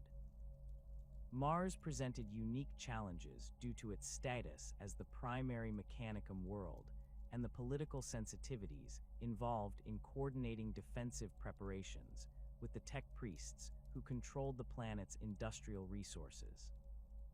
The integration of Martian defensive systems with the broader Sol system network required diplomatic negotiations that balanced Imperial strategic requirements with Mechanicum autonomy, creating command structures that respected existing political arrangements while ensuring effective military coordination. The Outer System defense stations, established at key gravitational points and asteroid mining facilities, created an early warning network that could detect approaching enemy forces while providing forward defensive positions that might delay or disrupt enemy operations before they reached the inner system. These installations required self-sufficient operational capabilities and the ability to coordinate with fleet elements that might be operating in the outer system, creating multiple layers of defensive coverage that forced enemy forces to fight their way through successive defensive lines. The asteroid belt mining stations received particular attention due to their potential value as sources of raw materials for defensive construction, while serving as observation posts that could monitor enemy movements throughout the system. The modification of existing mining equipment for defensive purposes created impromptu weapon systems and fortifications that utilized the natural cover provided by asteroid terrain while maintaining the industrial capabilities necessary to support continued construction efforts. Fleet coordination became increasingly critical as Imperial Navy vessels arriving in the Sol system required integration into the overall defensive plan while maintaining their operational flexibility for offensive operations against enemy forces that might threaten other Imperial territories. The balance between concentrating naval assets for Terra's defense and maintaining fleet elements for broader strategic operations required careful analysis of intelligence about enemy fleet movements and strategic intentions. The establishment of fleet anchorages and supply depots throughout the Sol system created the logistical infrastructure necessary to sustain naval operations during extended siege conditions, while providing protected bases that could support continued fleet operations even if enemy forces achieved temporary orbital superiority around Terra itself. These installations required their own defensive systems and garrison forces, while contributing to the overall defensive network through their sensor capabilities and communication systems. The first signs of Horus's approaching armada appeared as distorted sensor readings at the edge of the Sol system, where Imperial monitoring stations detected massive gravitic disturbances that suggested fleet movements on an unprecedented scale. The readings defied initial analysis, showing energy signatures that corresponded to hundreds of capital ships moving in coordinated formations, while maintaining strict communication silence that prevented detailed identification of individual vessels or their specific capabilities. The scale of the approaching force exceeded even Dorn's most pessimistic projections for the size of fleet that the traitor legions might assemble for their assault on Terra. Within hours of the initial detection, additional sensor stations throughout the outer system began reporting similar contacts, revealing that the enemy approach involved multiple fleet elements converging on Terra from different vectors simultaneously. The tactical sophistication of this coordinated arrival demonstrated the extensive planning that had preceded the assault, with enemy forces positioned to arrive at optimal engagement ranges, while minimizing their exposure to the Sol system's defensive installations during their final approach to Terra itself. Dorn's command center within the Imperial Palace received continuous updates from monitoring stations as the enemy fleet composition became clearer through detailed sensor analysis. The approaching armada included not only the expected elements from the sons of Horus, Death Guard, Emperor's Children, and World Eaters, but also significant contingents from legions whose loyalty had previously remained uncertain. The Iron Warrior's distinctive ship signatures confirmed Perturabo's allegiance to the rebellion, while Word-Bearer's vessels provided evidence of Lorger's involvement in coordinating the assault despite his legion's previous focus on ideological rather than military objectives. The size of the traitor fleet indicated that virtually every available ship from the rebellious legions had been committed to this single operation, representing a strategic gamble that would either secure complete victory or result in catastrophic defeat for the rebellion. Intelligence estimates suggested that the attacking force included over 1,000 capital ships, along with countless escort vessels, transport craft, and specialized siege equipment that had been gathered from across the galaxy for this decisive confrontation. The enemy's approach strategy revealed sophisticated understanding of the Sol system's defensive capabilities and the tactical challenges involved in conducting siege operations against a heavily fortified planetary target.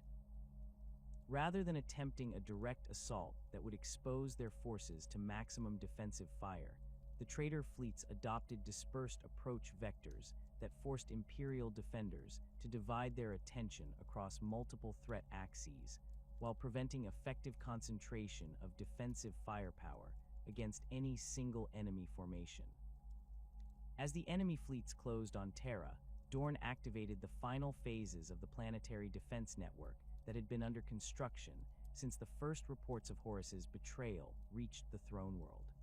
Orbital defense platforms throughout the system powered up their primary weapon systems, while surface installations completed their targeting solutions on the approaching enemy formations. The coordination required to manage this vast defensive network tested every aspect of the command and control systems that Imperial engineers had developed during months of intensive preparation. The opening exchanges of the siege began while the traitor fleets were still days away from Terra, as long-range orbital defense platforms engaged the leading elements of the enemy formation with massive lance strikes that could reach across interplanetary distances. These initial bombardments served primarily as ranging shots that provided targeting data for subsequent engagements, while demonstrating to the approaching enemy that Terra's defenses were fully operational and prepared for sustained combat operations. Enemy responses to the initial defensive bombardments revealed the extent to which the traitor legions had modified their standard equipment and tactical doctrines since the beginning of the rebellion. Ships that had once borne imperial heraldry now displayed symbols and markings that violated every principle of the imperial truth, while their weapons' signatures suggested modifications that incorporated technologies of unknown origin and questionable reliability. The first major engagement occurred when advance elements of the Death Guard fleet attempted to establish orbital supremacy over Terra's northern hemisphere, launching a coordinated assault against the defense platforms that protected the primary approach routes to the Imperial Palace. The battle demonstrated both the effectiveness of Dorn's defensive preparations and the tactical adaptations that would be necessary for fighting former allies who possessed detailed knowledge of Imperial defensive systems and operational procedures. Imperial Fists fleet elements engaged the Death Guard advance force in a series of running battles that tested the modifications Dorn had made to standard Imperial naval tactics. The traditional emphasis on coordinated squadron actions proved inadequate against enemies who anticipated conventional Imperial responses, forcing Imperial commanders to develop improvised tactical approaches that maintained their formation's effectiveness while avoiding predictable patterns that enemy forces could exploit. The Death Guard's approach to the orbital engagement reflected their legion's traditional emphasis on attrition warfare and sustained pressure rather than decisive breakthrough operations. Their fleet formations accepted heavy casualties while maintaining steady pressure on Imperial defensive positions, gradually wearing down defensive capabilities through sustained bombardment rather than attempting the rapid decisive actions that characterized other traitor legion tactics. Mortarian's personal flagship, the Endurance, led the Death Guard assault with a methodical approach that systematically engaged each defensive platform while coordinating supporting fire from escort vessels. The ship's modifications since the beginning of the rebellion were immediately apparent, with weapon systems that fired projectiles trailing sickly green energy and hull plating that seemed to absorb rather than reflect the light from nearby explosions. The engagement around the lunar orbital stations provided the first clear demonstration of how the siege would develop, as traitor forces attempted to establish forward bases that could support sustained operations against Terra's surface defenses. The Death Guard landing operations on Luna's surface encountered prepared defensive positions that Imperial Fists garrison forces had spent months fortifying, creating killing zones that channeled enemy assault forces into predetermined engagement areas. The battles for Luna's surface installations revealed the psychological challenges that would characterize the entire siege, as Imperial defenders found themselves fighting former battle brothers whose appearance and behavior had been altered by their exposure to chaos influences. Death Guard assault troops displayed resilience that exceeded even their previous legendary endurance, shrugging off wounds that would have incapacitated normal Space Marines while pressing their attacks with mechanical persistence that seemed divorced from tactical considerations. Imperial Fists companies defending the lunar installations adapted their tactics to account for enemy capabilities that no longer followed predictable patterns, developing new techniques for engaging opponents whose response to damage and tactical pressure differed significantly from standard Astartes behavioral patterns. The modifications required careful coordination between squad leaders and company commanders, ensuring that tactical innovations could be implemented quickly while maintaining the disciplined coordination that remained the Imperial Fist's greatest strength. The successful defense of Luna's primary installations provided valuable intelligence about enemy capabilities, while demonstrating that traitor forces were not invincible despite their enhanced resilience and modified equipment. Imperial Fists after action reports identified specific vulnerabilities in Death Guard, assault techniques, and equipment modifications that could be exploited in subsequent engagements, information that proved crucial for developing countermeasures against similar attacks on Terra's surface defenses. Meanwhile, Emperor's Children fleet elements approached Terra from the galactic south, their distinctive purple and gold vessels maintaining perfect formation discipline even under heavy fire from orbital defense platforms. The tactical precision of their approach reflected Fulgrim's continued emphasis on perfection in all aspects of warfare, with each ship maintaining exact position relative to its squadron mates, while executing complex maneuvers that maximized their offensive capabilities while minimizing exposure to defensive fire. The Emperor's Children assault on the Mercury Wall defense stations demonstrated their legion's evolution toward increasingly extreme tactical approaches that prioritized aesthetic perfection over practical military effectiveness. Their attack formations maintained flawless geometric precision even when sustaining heavy casualties, with individual ships continuing their assigned roles within the formation despite catastrophic damage that would have forced conventional units to withdraw or modify their approach. Dorn observed these engagements from the Palace Command Center, analyzing enemy tactical patterns while coordinating defensive responses across multiple operational areas simultaneously. The intelligence gathered from the initial clashes confirmed his assessment that the traitor legions had undergone fundamental changes that affected not only their equipment and appearance, but also their basic approach to warfare and tactical decision-making. The coordination between different traitor legion elements revealed sophisticated planning that integrated their diverse tactical approaches within unified operational frameworks. Death Guard attrition tactics created opportunities for Emperor's Children precision strikes, while both formations provided cover for Iron Warrior's siege specialists who began establishing forward positions for the heavy equipment that would be necessary for breaching Terra's surface defenses. As enemy forces consolidated their positions throughout the Sol system, Dorn implemented the next phase of his defensive strategy by activating the deep space monitoring networks that could track enemy movements while they were still beyond the range of conventional sensors. These installations, hidden among asteroid fields and derelict orbital facilities, provided early warning of enemy reinforcements or tactical redeployments while serving as forward observation posts for long-range artillery strikes. The intelligence gathered from these monitoring stations revealed that the traitor assault represented only the first wave of a much larger operation, with additional enemy forces holding position at the system's edge while the initial assault forces tested Imperial defensive capabilities and identified weaknesses that could be exploited in subsequent phases of the siege. The scale of the enemy commitment exceeded even Dorn's most comprehensive projections, suggesting that the traitors had committed virtually every available resource to this single decisive operation. Reports from the outer system defense stations described enemy reconnaissance activities that suggested systematic intelligence gathering about Imperial defensive positions and capabilities.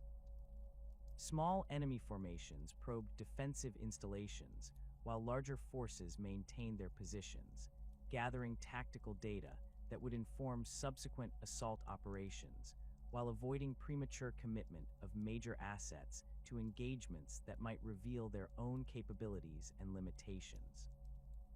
The Lion's Gate spaceport became the focus of the first major surface engagement as Iron Warrior's siege specialists established forward positions that could support landing operations by the main enemy assault forces. The spaceport's strategic importance as Terra's primary interface with orbital traffic made it a critical objective for both sides, with Imperial defenders recognizing that its loss would severely compromise their ability to receive reinforcements or supplies from off-world sources. Perdurabo's approach to the spaceport assault reflected his systematic methodology and emphasis on overwhelming firepower applied through carefully coordinated siege operations. Iron Warrior's engineering units began construction of siege works that could support the heavy artillery necessary to breach the spaceport's defensive installations, while assault companies established perimeter positions that protected the construction efforts from Imperial counterattacks.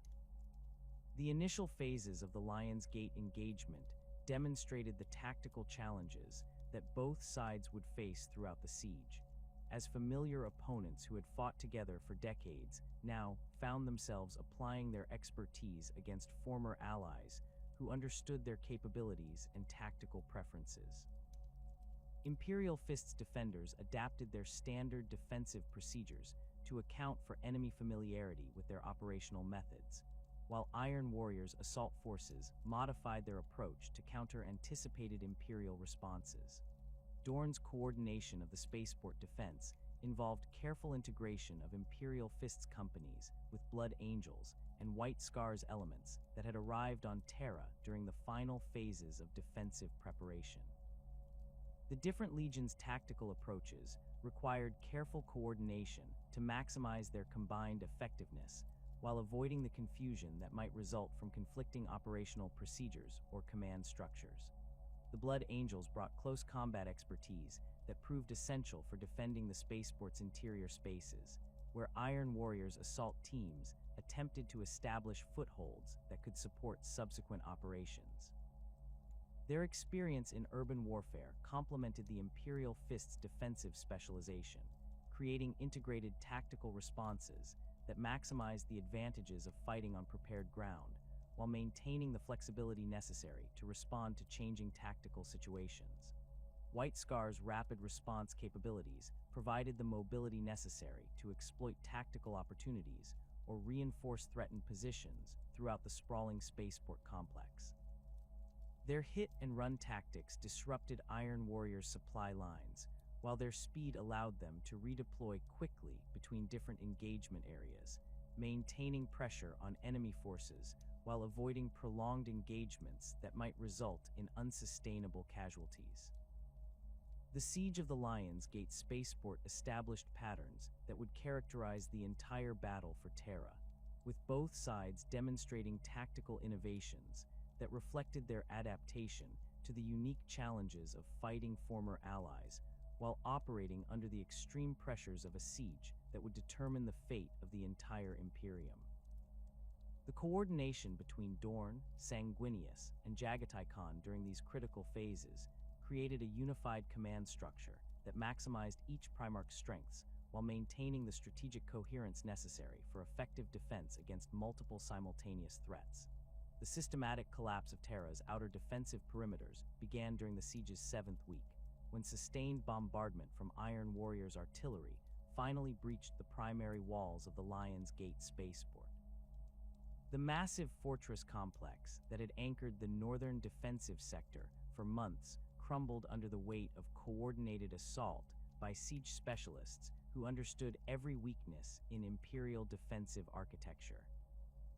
Perdurabo's methodical approach had identified the critical structural points that supported the spaceport's defensive network, and his heavy guns had pounded those positions with relentless precision until the interconnected strongpoints could no longer maintain their integrated fields of fire. The loss of the Lion's Gate created a cascade failure throughout the northern approaches to the Imperial Palace, as enemy forces poured through the breach faster than Imperial defenders could establish new defensive lines. Iron Warriors' assault companies advanced through the rubble with mechanical efficiency, their modified power armor allowing them to operate in the toxic atmosphere that their bombardment had created, while Imperial Fists companies fell back towards secondary positions that lacked the prepared killing zones and interlocking fire patterns that had made the outer defenses so effective. Dorn coordinated the fighting withdrawal from his command bunker deep within the palace, watching tactical displays that showed red enemy markers advancing steadily through defensive sectors that had taken months to construct and fortify. Each fallen position represented not only lost ground, but also the destruction of carefully integrated defensive systems that could not be quickly replaced or replicated in the inner defensive zones. The tactical situation deteriorated with each passing hour as traitor forces consolidated their gains, while Imperial defenders struggled to establish coherent defensive lines using positions that had been designed as fallback options rather than primary strongpoints. The Eternity Wall spaceport held longer than the Lion's Gate, its defenders benefiting from the lessons learned during the northern sector's collapse and the additional time available for final defensive preparations. Blood Angels companies under Sanguinius's direct command transformed the spaceport's interior into a maze of interconnected strongpoints that channeled attacking forces into predetermined killing zones while providing defenders with protected routes for tactical redeployment and supply distribution. The Angels' tactical genius proved essential for maximizing the defensive potential of positions that had not been designed for sustained siege warfare. World Eater's assault companies that attacked the Eternity Wall demonstrated the complete transformation that Angron's Legion had undergone since the beginning of the rebellion. Their assault techniques abandoned the disciplined coordination that had once characterized Space Marine warfare, replaced by frenzied charges that relied on overwhelming aggression and modified weaponry that seemed designed more for causing maximum carnage than achieving tactical objectives. The Berserkers showed no concern for casualties or tactical coordination, pressing their attacks with mechanical fury that continued even when their formations suffered devastating losses. The psychological impact of fighting these transformed enemies proved as challenging as their enhanced combat capabilities. Blood Angels defenders found themselves engaging opponents who displayed no response to pain or tactical pressure, continuing their attacks even when suffering wounds that would have incapacitated normal Space Marines. The World Eaters modified weaponry-incorporated technologies that seemed designed to cause maximum suffering rather than clean kills, creating additional psychological pressure on Imperial defenders who witnessed the effects of these weapons on their battle brothers. Sanguinius adapted his tactical approach to account for enemy behavior that no longer followed predictable patterns, developing new techniques for channeling berserker charges into areas where their aggression could be contained and neutralized through coordinated defensive fire. The Angels' understanding of close combat dynamics proved essential for creating defensive positions that could absorb the impact of World Eaters' assaults while maintaining the structural integrity necessary for continued resistance. The coordination between Blood Angels and Imperial Fists companies during the Eternity Wall's defense demonstrated how different Legion tactical doctrines could be integrated within unified defensive frameworks. Imperial Fists' heavy weapons specialists provided the sustained firepower necessary to break up World Eaters' formations before they reached defensive positions, while Blood Angels' assault companies conducted counterattacks that exploited gaps in enemy formations created by their own undisciplined advance. As the outer defenses crumbled under sustained enemy pressure, Dorn implemented the final phase of his defensive strategy by ordering a general withdrawal to the inner palace sanctum.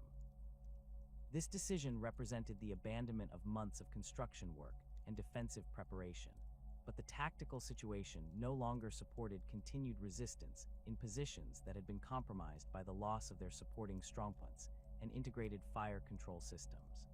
The withdrawal required precise coordination to prevent the orderly retreat from degenerating into a rout that would allow enemy forces to pursue retreating Imperial units and destroy them piecemeal.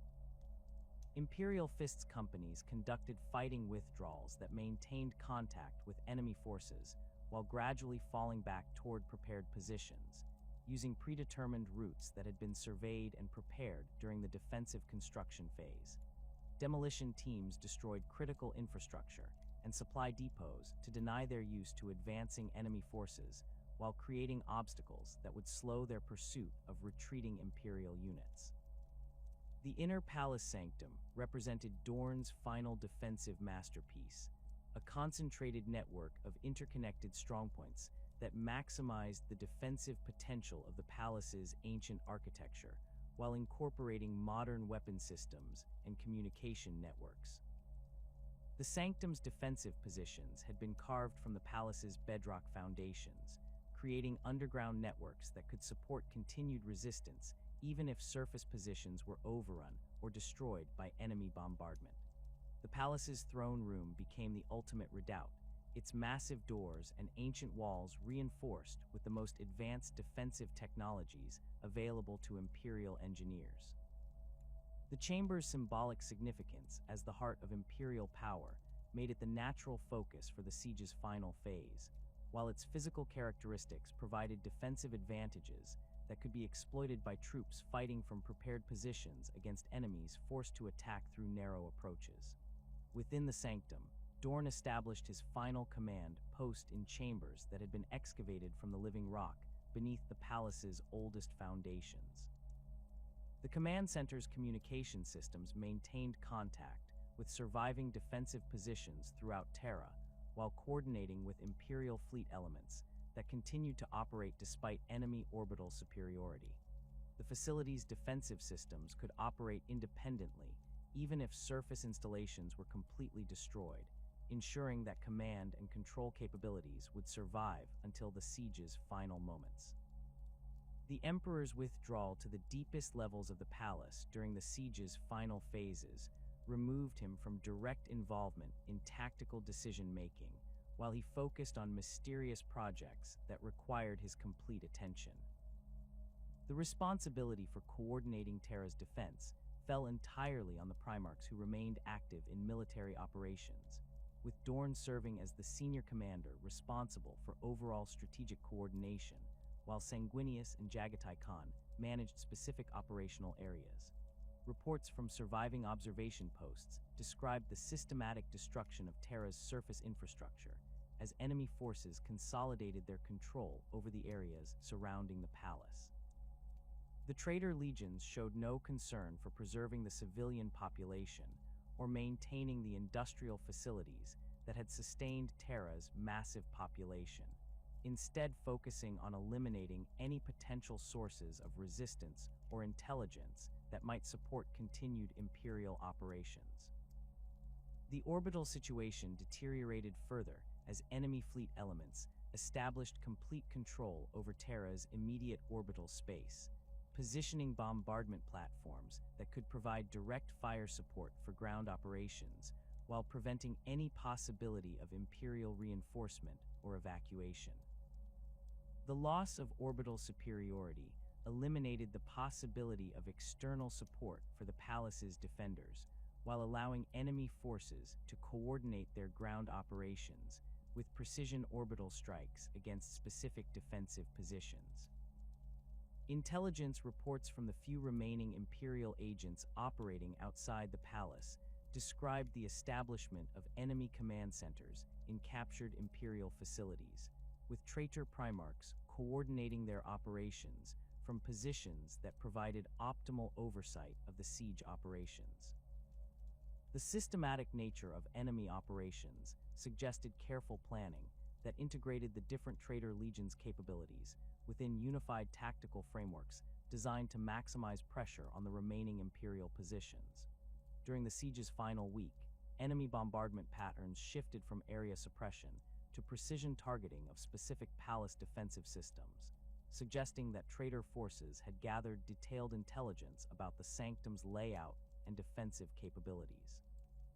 The accuracy of these strikes indicated either extensive reconnaissance operations or intelligence provided by sources with intimate knowledge of the palace's internal structure and defensive systems.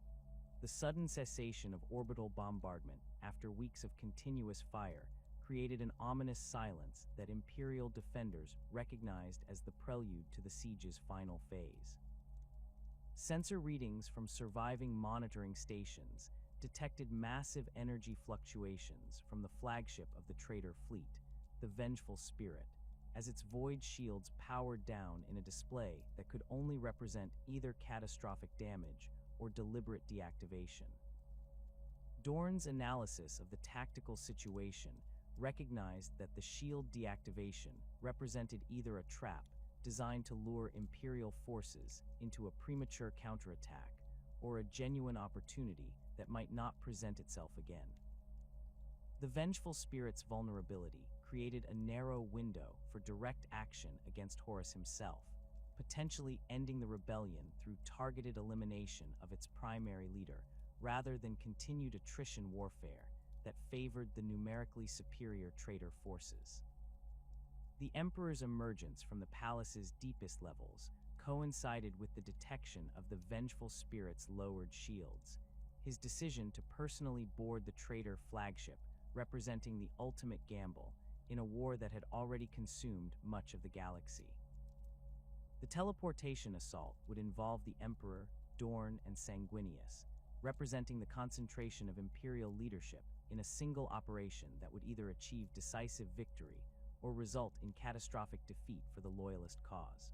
The preparation for the teleportation assault required careful coordination of the palace's remaining technological resources while maintaining defensive operations that prevented enemy forces from detecting the planned operation.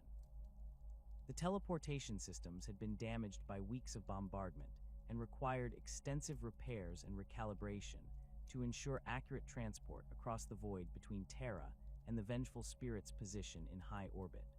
Dorn's selection for the assault reflected both his tactical capabilities and his absolute reliability in critical situations, qualities that made him indispensable for an operation that would determine the war's outcome. His systematic approach to planning and execution provided essential balance to the Emperor's transcendent capabilities and Sanguinius's inspirational leadership, creating a command team that combined different strengths within a unified operational framework. The teleportation itself occurred during a brief window when enemy sensor coverage was disrupted by the ongoing orbital bombardment of Terra's surface, allowing the Imperial strike team to materialize aboard the vengeful spirit without immediate detection by the ship's security systems. The flagship's interior had been modified since the beginning of the rebellion, with corridors and chambers that reflected the chaos corruption that had consumed the sons of Horus and their Primarch. The initial advance through the ship's corridors revealed the extent to which Horus's flagship had been transformed by chaos influences, with architectural modifications that violated rational design principles while incorporating symbols and decorative elements that seemed designed to disturb and disorient intruders. The ship's atmosphere carried scents and sounds that triggered psychological responses in even the Emperor's superhuman companions, requiring constant mental discipline to maintain focus on the mission's tactical objectives. The discovery of Sanguinius's broken form in the throne chamber of the vengeful spirit confirmed the worst fears about the angel's fate while revealing the full extent of Horus's transformation since his fall to chaos.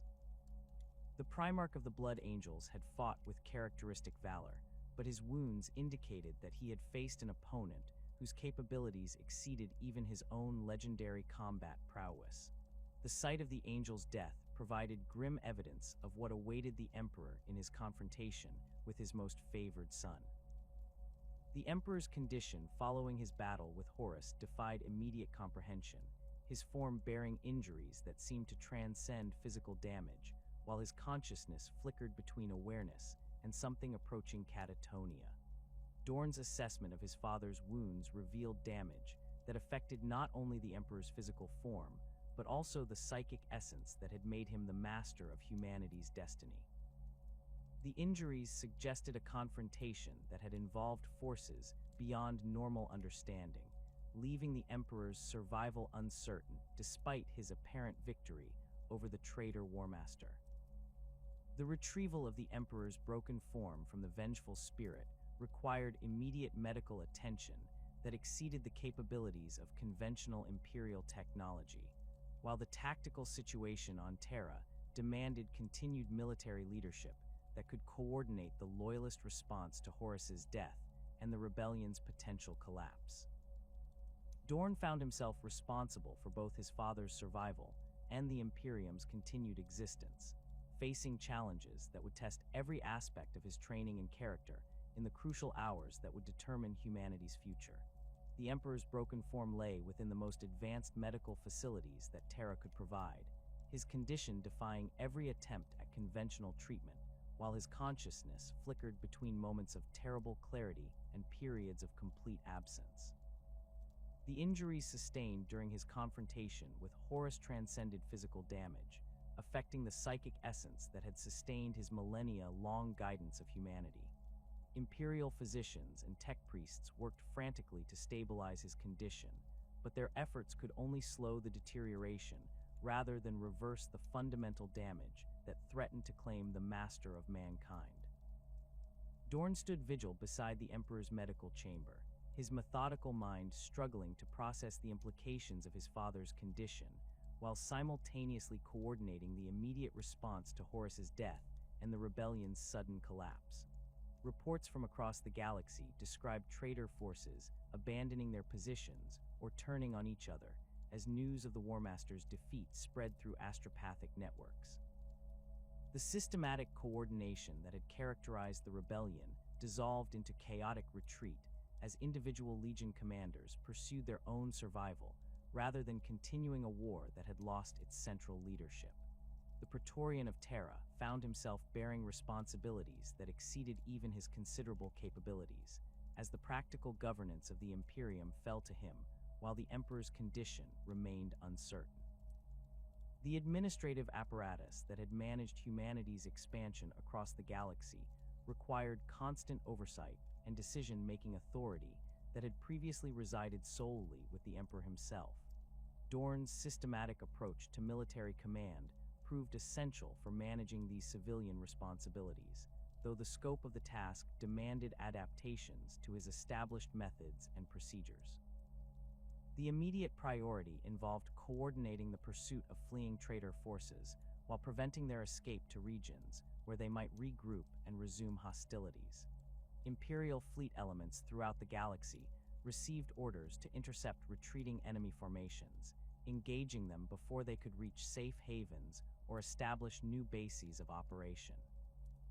The coordination required for these simultaneous operations across multiple sectors tested Imperial communication networks that had been damaged by years of warfare and systematic sabotage.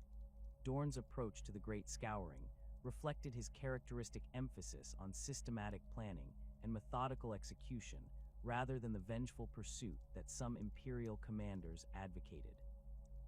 His strategic framework prioritized the elimination of organized traitor resistance while minimizing the resources expended on hunting scattered remnants that posed no immediate threat to Imperial security.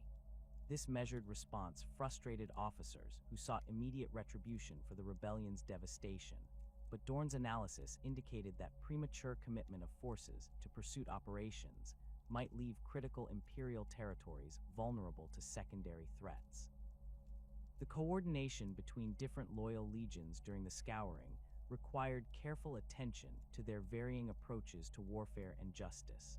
The Space Wolves under Leman Russ pursued fleeing traitors with characteristic ferocity, their hunt for Magnus and the Thousand Suns taking precedence over broader strategic considerations.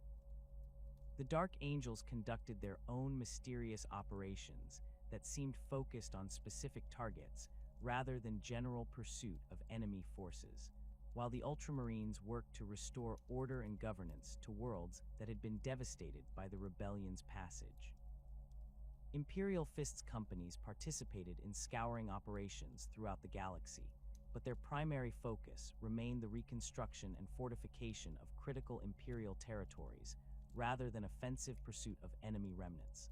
Dorn recognized that the rebellion's end created opportunities for other threats to emerge, requiring defensive preparations that could protect Imperial worlds from Xeno's incursions or renewed human rebellion.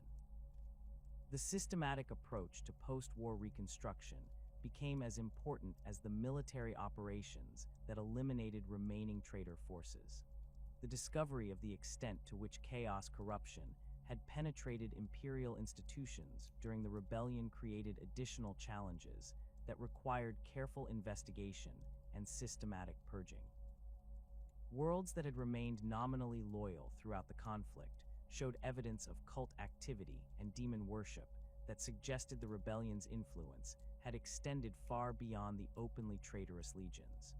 The identification and elimination of these corrupted elements required techniques and procedures that Imperial forces had never previously needed to develop.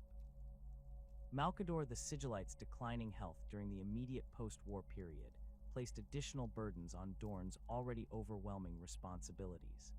The ancient psyker's efforts to maintain the emperor's psychic projects while managing the administrative apparatus of imperial government had exhausted his considerable capabilities, leaving him increasingly unable to provide the guidance and support that had sustained imperial operations throughout the Great Crusade and Heresy.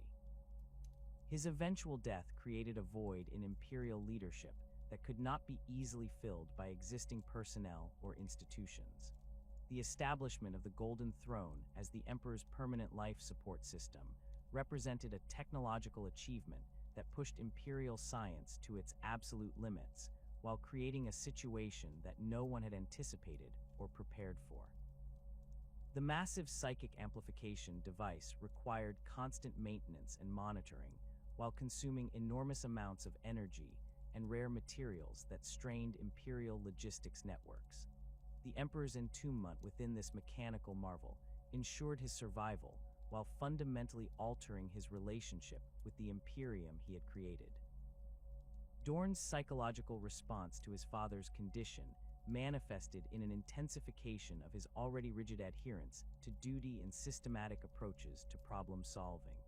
The Primarch's emotional discipline, which had always been formidable, became almost mechanical as he focused entirely on practical responsibilities while suppressing the grief and uncertainty that threatened to overwhelm his rational analysis of the situation.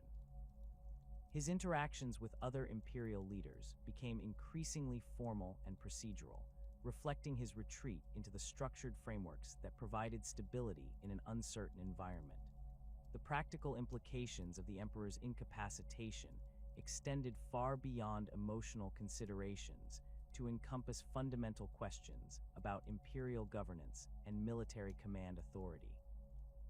The administrative systems that had managed the Great Crusade assumed direct oversight from the emperor himself, requiring adaptations that could function without his constant guidance, while maintaining the efficiency and coordination that had characterized imperial operations. Dorn found himself making decisions that affected billions of lives while lacking the transcendent perspective that had guided his father's choices.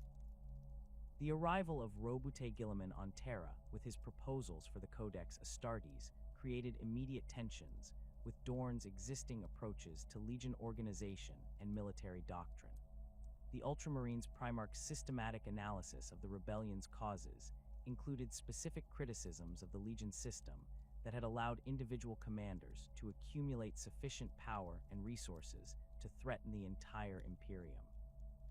His proposed reforms would fundamentally restructure Space Marine organizations while limiting their individual capabilities and autonomous authority. Dorn's initial response to the Codex proposals reflected his instinctive resistance to changes that might compromise military effectiveness for political considerations. The Imperial Fists had proven their loyalty throughout the rebellion while maintaining the organizational structures and tactical doctrines that had made them effective defenders of imperial interests. The suggestion that these proven systems required modification to prevent future rebellions implied criticism of approaches that had successfully resisted chaos corruption, while other legions had fallen to treachery and madness. The debates between Dorn and Guilliman over the Codex implementation revealed fundamental philosophical differences about the nature of military organization and the relationship between individual capability and institutional loyalty. Guilliman's systematic approach emphasized standardized procedures and distributed authority that would prevent any single commander from accumulating dangerous levels of power, while Dorn's perspective prioritized proven effectiveness and the specialized capabilities that had been developed through decades of combat experience. The practical implications of the proposed Legion restructuring extended beyond organizational charts to encompass questions about combat doctrine, recruitment procedures, and the preservation of accumulated tactical knowledge. The Imperial Fists had developed specialized techniques and institutional traditions that reflected their unique role as the Emperor's Praetorians and Terra's primary defenders. The division of the Legion into smaller chapters might preserve some of these capabilities, while eliminating others that required larger organizational structures to maintain and develop. Dorn's resistance to the Codex proposals intensified as their implementation timeline became more definite, creating tensions within the imperial leadership that threatened to undermine the unity necessary for post-war reconstruction. His arguments against immediate restructuring emphasized the ongoing threats that required proven military capabilities rather than experimental organizational forms. The scouring operations continued to encounter organized traitor resistance that demanded coordinated responses by experienced formations rather than newly created chapters with limited operational history. The Iron Cage incident represented the culmination of Dorn's psychological struggle with the new order that was emerging from the rebellion's aftermath. His decision to lead the Imperial Fists into Perturabo's trap reflected both his desire to prove his legion's continued relevance and his need to find some form of resolution to the guilt and frustration that had accumulated during the post-war period. The systematic nature of the trap suggested that his brother had understood these psychological pressures and exploited them with characteristic precision. The casualties sustained during the Iron Cage operation forced Dorn to confront the reality that his resistance to change had endangered the very legion he sought to preserve. The Imperial Fists who died in Perturabo's killing fields represented irreplaceable experience and genetic heritage that could not be recovered through recruitment or training. The tactical lessons of the engagement demonstrated that traditional approaches to warfare might be inadequate for the threats that would emerge in the post-Heresy galaxy. Dorn's eventual acceptance of the Codex Astartes reflected his recognition that institutional survival required adaptation to changing circumstances rather than rigid adherence to established procedures. The division of the Imperial Fists into the successor chapters represented a fundamental transformation of his life's work, while ensuring that essential capabilities and traditions would survive in modified forms. The process required careful attention to preserving critical knowledge and maintaining operational continuity during the transition period.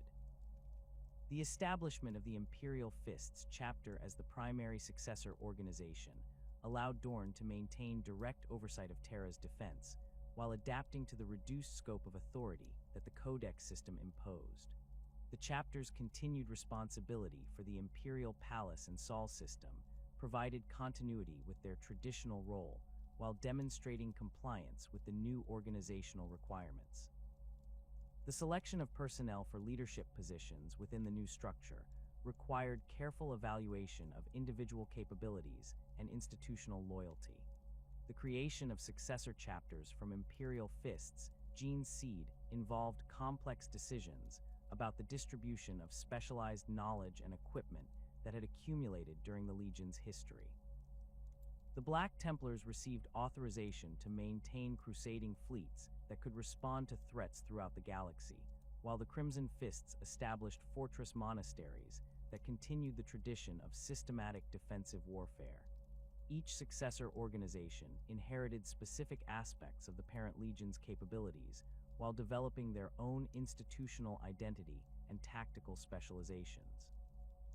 Dorn's role as the senior Imperial Fist during the transition period required him to balance competing demands from successor chapter leaders who sought to preserve different aspects of the Legion's heritage while adapting to their new circumstances. The coordination between chapters needed to maintain some degree of unified purpose while respecting their individual autonomy and specialized missions. The establishment of communication networks and mutual support agreements created informal structures that preserved essential coordination capabilities despite formal organizational separation. The psychological impact of the Emperor's entombment continued to influence Dorn's behavior and decision-making throughout the transition period, manifesting in an increasingly rigid adherence to established procedures and resistance to any changes that might compromise proven capabilities. His visits to the Golden Throne became ritualized observances that provided structure and continuity in an environment where traditional certainties had been fundamentally altered. The one-sided conversations with his catatonic father served as a form of confession and consultation, that helped him process the enormous responsibilities he continued to bear. The gradual acceptance of his new role as chapter master rather than Legion Primarch required Dorn to develop different approaches to leadership and strategic planning that reflected the reduced scope of his authority while maintaining the effectiveness that had characterized his previous service. The transition from commanding tens of thousands of Space Marines to directing a single chapter demanded modifications to his systematic approach to military organization while preserving the essential principles that had made the Imperial Fists effective defenders of Imperial interests. The years following the Emperor's entombment upon the Golden Throne witnessed Dorn's increasing isolation within the emerging Imperial hierarchy, as his rigid adherence to pre-Heresy organizational structures placed him at odds with the systematic reforms that Roboute Guilliman championed throughout the recovering Imperium. The Ultramarines Primarch's Codex Astartes represented more than mere military reorganization. It embodied a fundamental philosophical shift away from the concentrated power structures that had enabled the Heresy's devastating scope. Where Dorn saw proven effectiveness and institutional loyalty, Guilliman perceived dangerous vulnerabilities that required immediate correction through enforced standardization and distributed authority. The debates between the two Primarchs intensified as Guilliman's reforms gained support from other surviving loyalist commanders who recognized the political necessity of preventing future large-scale rebellions. The Imperial Fists Legion's exemplary record during the Heresy could not overcome the broader strategic argument that concentrated military power in individual commanders created unacceptable risks for Imperial security. Dorn found himself defending not merely his Legion's organizational structure, but the entire concept of specialized military formations that had evolved to meet specific strategic requirements during the Great Crusade. The practical implications of the proposed restructuring extended far beyond administrative convenience to encompass fundamental questions about military effectiveness and institutional memory. The Imperial Fists had developed specialized siege techniques, fortification methodologies, and defensive doctrines that required large-scale coordination and extensive training programs to maintain their effectiveness. The division of these capabilities among smaller chapter-sized formations might preserve individual elements while eliminating the integrated systems thinking that had made the Legion's defensive networks so formidable. Dorn's resistance to the Codex implementation reflected his deep understanding of how military organizations developed and maintained their specialized capabilities over extended periods. The Imperial Fists' expertise in siege warfare had evolved through decades of practical experience, with lessons learned in each campaign being incorporated into training protocols and tactical doctrines that were passed down through the Legion's institutional structure. The proposed chapter system might maintain some of these traditions while losing the comprehensive approach that had made them effective against the most sophisticated enemy fortifications. The growing tension between institutional preservation and political necessity created psychological pressures that manifested in Dorn's increasingly rigid behavior and his retreat into the structured routines that provided stability amid fundamental change. His daily visits to the Golden Throne became extended vigils where he reported on Imperial Fists' activities while seeking guidance from the Emperor's silent form. These one-sided conversations served as both confession and consultation, allowing him to process the enormous responsibilities he continued to bear while maintaining connection to the authority that had originally defined his purpose. The arrival of intelligence reports describing Iron Warrior's activity in the Sebastus system created an opportunity that seemed to offer resolution to the mounting pressures surrounding the Codex implementation. Perturabo's forces had established a massive fortress complex on the world of Sebastus IV, their construction activities suggesting preparation for extended operations that might threaten Imperial shipping routes and nearby compliance worlds. The fortress represented exactly the type of challenge that suited Imperial Fists' capabilities, requiring systematic analysis and coordinated siege operations that demonstrated the continued relevance of legion-scale military formations. Dorn's decision to respond to the Sebastus threat reflected both strategic necessity and personal psychology, as the prospect of engaging his brother in the type of warfare that had defined their rivalry during the Great Crusade provided a welcome alternative to the political maneuvering that characterized post-heresy imperial politics. The Iron Warriors had always represented the Imperial Fists' closest equivalent among the legions, their shared expertise in siege warfare creating a competitive dynamic that had driven innovation and tactical development throughout the Great Crusade. The intelligence reports from Sebastus described fortification work that exceeded even Perdurabo's previous achievements in defensive architecture, with massive earthworks and interconnected strongpoints that incorporated lessons learned from every major siege operation of the recent war. The fortress complex covered several hundred square kilometers of the planet's primary continent, its defensive systems integrated within natural terrain features that maximized their effectiveness, while minimizing vulnerability to orbital bombardment or conventional assault techniques. Preliminary reconnaissance data suggested that the Iron Warriors had spent months constructing their fortress, employing construction techniques and architectural principles that reflected Perdurabo's systematic approach to defensive engineering, while incorporating modifications that suggested adaptation to post-heresy tactical requirements. The fortress walls incorporated angular designs that deflected conventional artillery strikes while mounting weapon systems that could engage targets across multiple elevation angles and approach vectors. Dorn's analysis of the intelligence data revealed both the strategic threat that the fortress represented and the tactical challenges involved in reducing such a sophisticated defensive network. The Iron Warriors had positioned their stronghold to control key transportation routes while maintaining supply lines that could sustain extended siege operations. The fortress complex included manufacturing facilities and resource processing centers that could support continued resistance even if external supply lines were severed. The decision to commit the entire Imperial Fists Legion to the Sebastus operation reflected Dorn's recognition that this engagement might represent their final opportunity to demonstrate the continued relevance of Legion-scale military formations. The systematic reduction of Perdurabo's fortress would require the coordinated application of siege techniques and engineering capabilities that could not be effectively replicated by smaller chapter-sized forces. The operation would serve as both a practical military necessity and a demonstration of the specialized capabilities that would be lost through Codex implementation. The Imperial Fists fleet that departed for Sebastus carried the Legion's complete siege train and engineering equipment, including specialized construction vehicles and heavy artillery pieces that had been developed specifically for fortress reduction operations.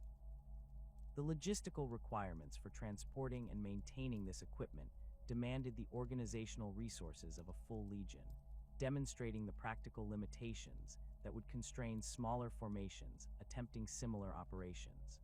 The journey to Sebastus provided time for detailed planning and preparation, with Imperial Fists officers analyzing the available intelligence while developing tactical approaches that could overcome the fortress's defensive systems. The planning process revealed the complexity of coordinating siege operations against an opponent who possessed equivalent expertise and intimate knowledge of Imperial tactical doctrines. Traditional siege approaches that had proven effective against conventional enemies might prove inadequate against Iron Warriors defenders who anticipated standard Imperial responses. Upon arrival in the Sebastus system, Imperial Fists reconnaissance units conducted detailed surveys of the fortress complex while establishing forward observation posts that could monitor Iron Warriors' activities and defensive preparations. The scale of Perdurabo's construction became apparent through close examination, revealing defensive systems that incorporated multiple redundant layers and automated weapon systems that could operate independently of central command control. The The fortress design reflected Perdurabo's characteristic emphasis on geometric precision and overlapping fields of fire, with each defensive position supporting its neighbors while maintaining independent operational capability. The Iron Warriors had carved their strongpoints from the planet's bedrock, creating underground networks that connected surface positions while providing protected routes for troop movement and supply distribution.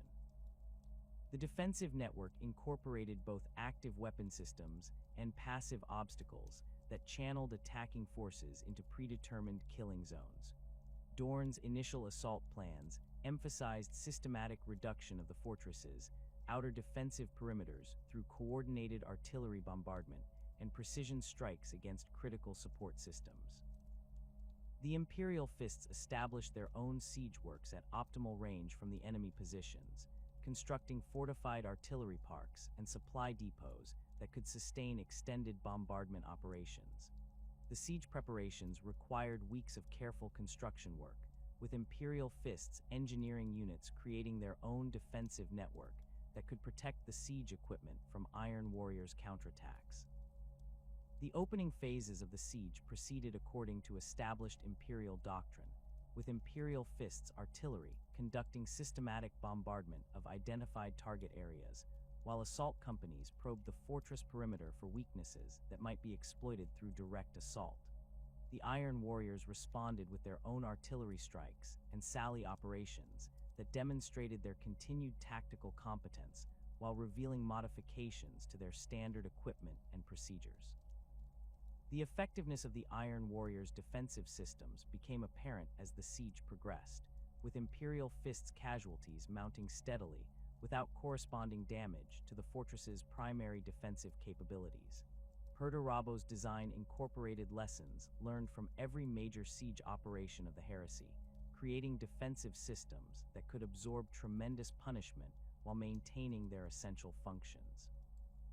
The fortress's automated systems continued operating even when direct hits eliminated their crews, while underground supply networks ensured continued ammunition and equipment supply to frontline positions. After weeks of conventional siege operations failed to achieve significant progress, Dorn authorized more aggressive assault tactics that committed Imperial Fists companies to direct attacks against fortified positions that had proven resistant to artillery bombardment. These assault operations resulted in heavy casualties as Imperial Fists companies encountered defensive systems that had been specifically designed to counter their tactical approaches and equipment capabilities. The mounting casualties and lack of progress created psychological pressures that affected both individual Imperial Fists and the Legion's command structure, as officers who had never experienced such systematic tactical frustration struggled to maintain morale and operational effectiveness. The fortress seemed to absorb every assault while inflicting steady losses that gradually reduced the Imperial Fists' combat strength without achieving corresponding tactical gains. Dorn's personal involvement in the siege operations intensified as conventional approaches proved inadequate, with the Primarch conducting detailed reconnaissance of Iron Warriors' positions while seeking tactical solutions that might break the defensive stalemate. His systematic analysis of the fortress revealed the full scope of Perdurabo's achievement in defensive architecture, with integrated systems that anticipated and countered every standard Imperial siege technique. The realization that the fortress represented a deliberate trap rather than a conventional defensive position emerged gradually as intelligence reports revealed the absence of strategic objectives that would justify such massive construction efforts. The Iron Warriors had invested enormous resources in creating a fortress that served no apparent strategic purpose beyond attracting Imperial attention and providing a battlefield that maximized their defensive advantages while minimizing Imperial tactical options. The psychological dimensions of Perdurabo's trap became apparent as Dorn recognized that his brother had understood the personal and institutional pressures that would drive the Imperial Fists to accept such a challenge regardless of its strategic merit. The fortress had been designed not merely as a defensive position, but as a killing ground that could destroy the Imperial Fists through systematic attrition while demonstrating the futility of their traditional approaches to siege warfare. The arrival of Ultramarines' fleet elements in the Sebastus system provided the external intervention that prevented the complete destruction of the Imperial Fists Legion, as Guilliman's forces engaged Iron Warriors' positions that had been prepared to prevent Imperial withdrawal rather than to resist external assault. The Ultramarines' tactical approach emphasized rapid maneuver and combined arms operations that bypassed the fortress's primary defensive systems while creating opportunities for Imperial Fists extraction from their increasingly untenable positions. The coordination between Imperial Fists and Ultramarines' forces during the evacuation operations demonstrated both the effectiveness of inter-legion cooperation and the tactical limitations that had trapped the Imperial Fists within Perdurabo's carefully prepared killing ground. Guilliman's systematic analysis of the tactical situation revealed the specific vulnerabilities in Imperial Fists' doctrine that had been exploited by the Iron Warriors' defensive design. The casualties sustained during the Tyrik-Kage operation represented more than tactical losses. They included irreplaceable experience and institutional knowledge that could not be recovered through recruitment or training programs. Veteran sergeants who had served since the Great Crusade's early years died, alongside newly inducted battle brothers, their accumulated expertise lost forever to the Legion's institutional memory. The genetic heritage represented by their gene seed stocks suffered similar irreplaceable losses that would affect future recruitment and expansion efforts. Dorn's psychological response to the Tyrik-Kage disaster manifested in a fundamental reassessment of his resistance to the Codex Astartes and the institutional changes it represented. The tactical lessons of the engagement demonstrated that rigid adherence to established procedures might be inadequate for the threats that would emerge in the post-Heresy galaxy, while the strategic implications revealed the dangers of allowing personal pride to override practical military considerations. The acceptance of the Codex implementation that followed the Tyrik-Kage represented more than mere compliance with imperial directives. It embodied Dorn's recognition that institutional survival required adaptation to changing circumstances rather than stubborn preservation of traditional approaches. The division of the Imperial Fists into successor chapters would preserve essential capabilities and traditions while eliminating the concentrated authority structures that had enabled both the Heresy's scope and his own tactical inflexibility. The process of Legion division required careful attention to preserving critical knowledge and maintaining operational continuity during the transition period, with experienced officers distributed among successor chapters to ensure that essential capabilities would survive in modified forms.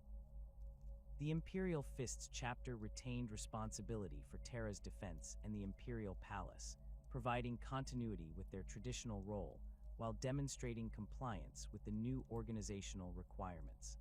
The final years of Rogal Dorn's recorded presence within the Imperium were marked by a gradual withdrawal from the political complexities that had defined the post-Heresy reconstruction period. Having accepted the necessity of the Codex Astartes and overseen the division of his beloved legion into successor chapters, the Primarch found himself occupying a role that bore little resemblance to his previous position as the Emperor's Praetorian. The Imperial Fists chapter, while maintaining their traditional responsibility for Terra's defense, operated within constraints that limited their scope and authority to a fraction of what the Legion had once commanded. Dorn's adaptation to these reduced circumstances reflected his characteristic systematic approach to problem solving, as he methodically restructured his daily routines and operational procedures to accommodate the new organizational realities.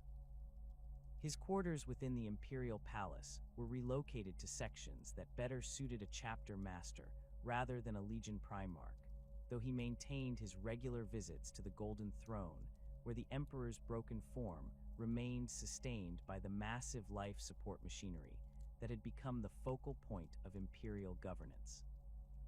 The establishment of the successor chapters required ongoing coordination that tested Dorn's ability to maintain influence without formal authority over the organizations that had emerged from his legion's division.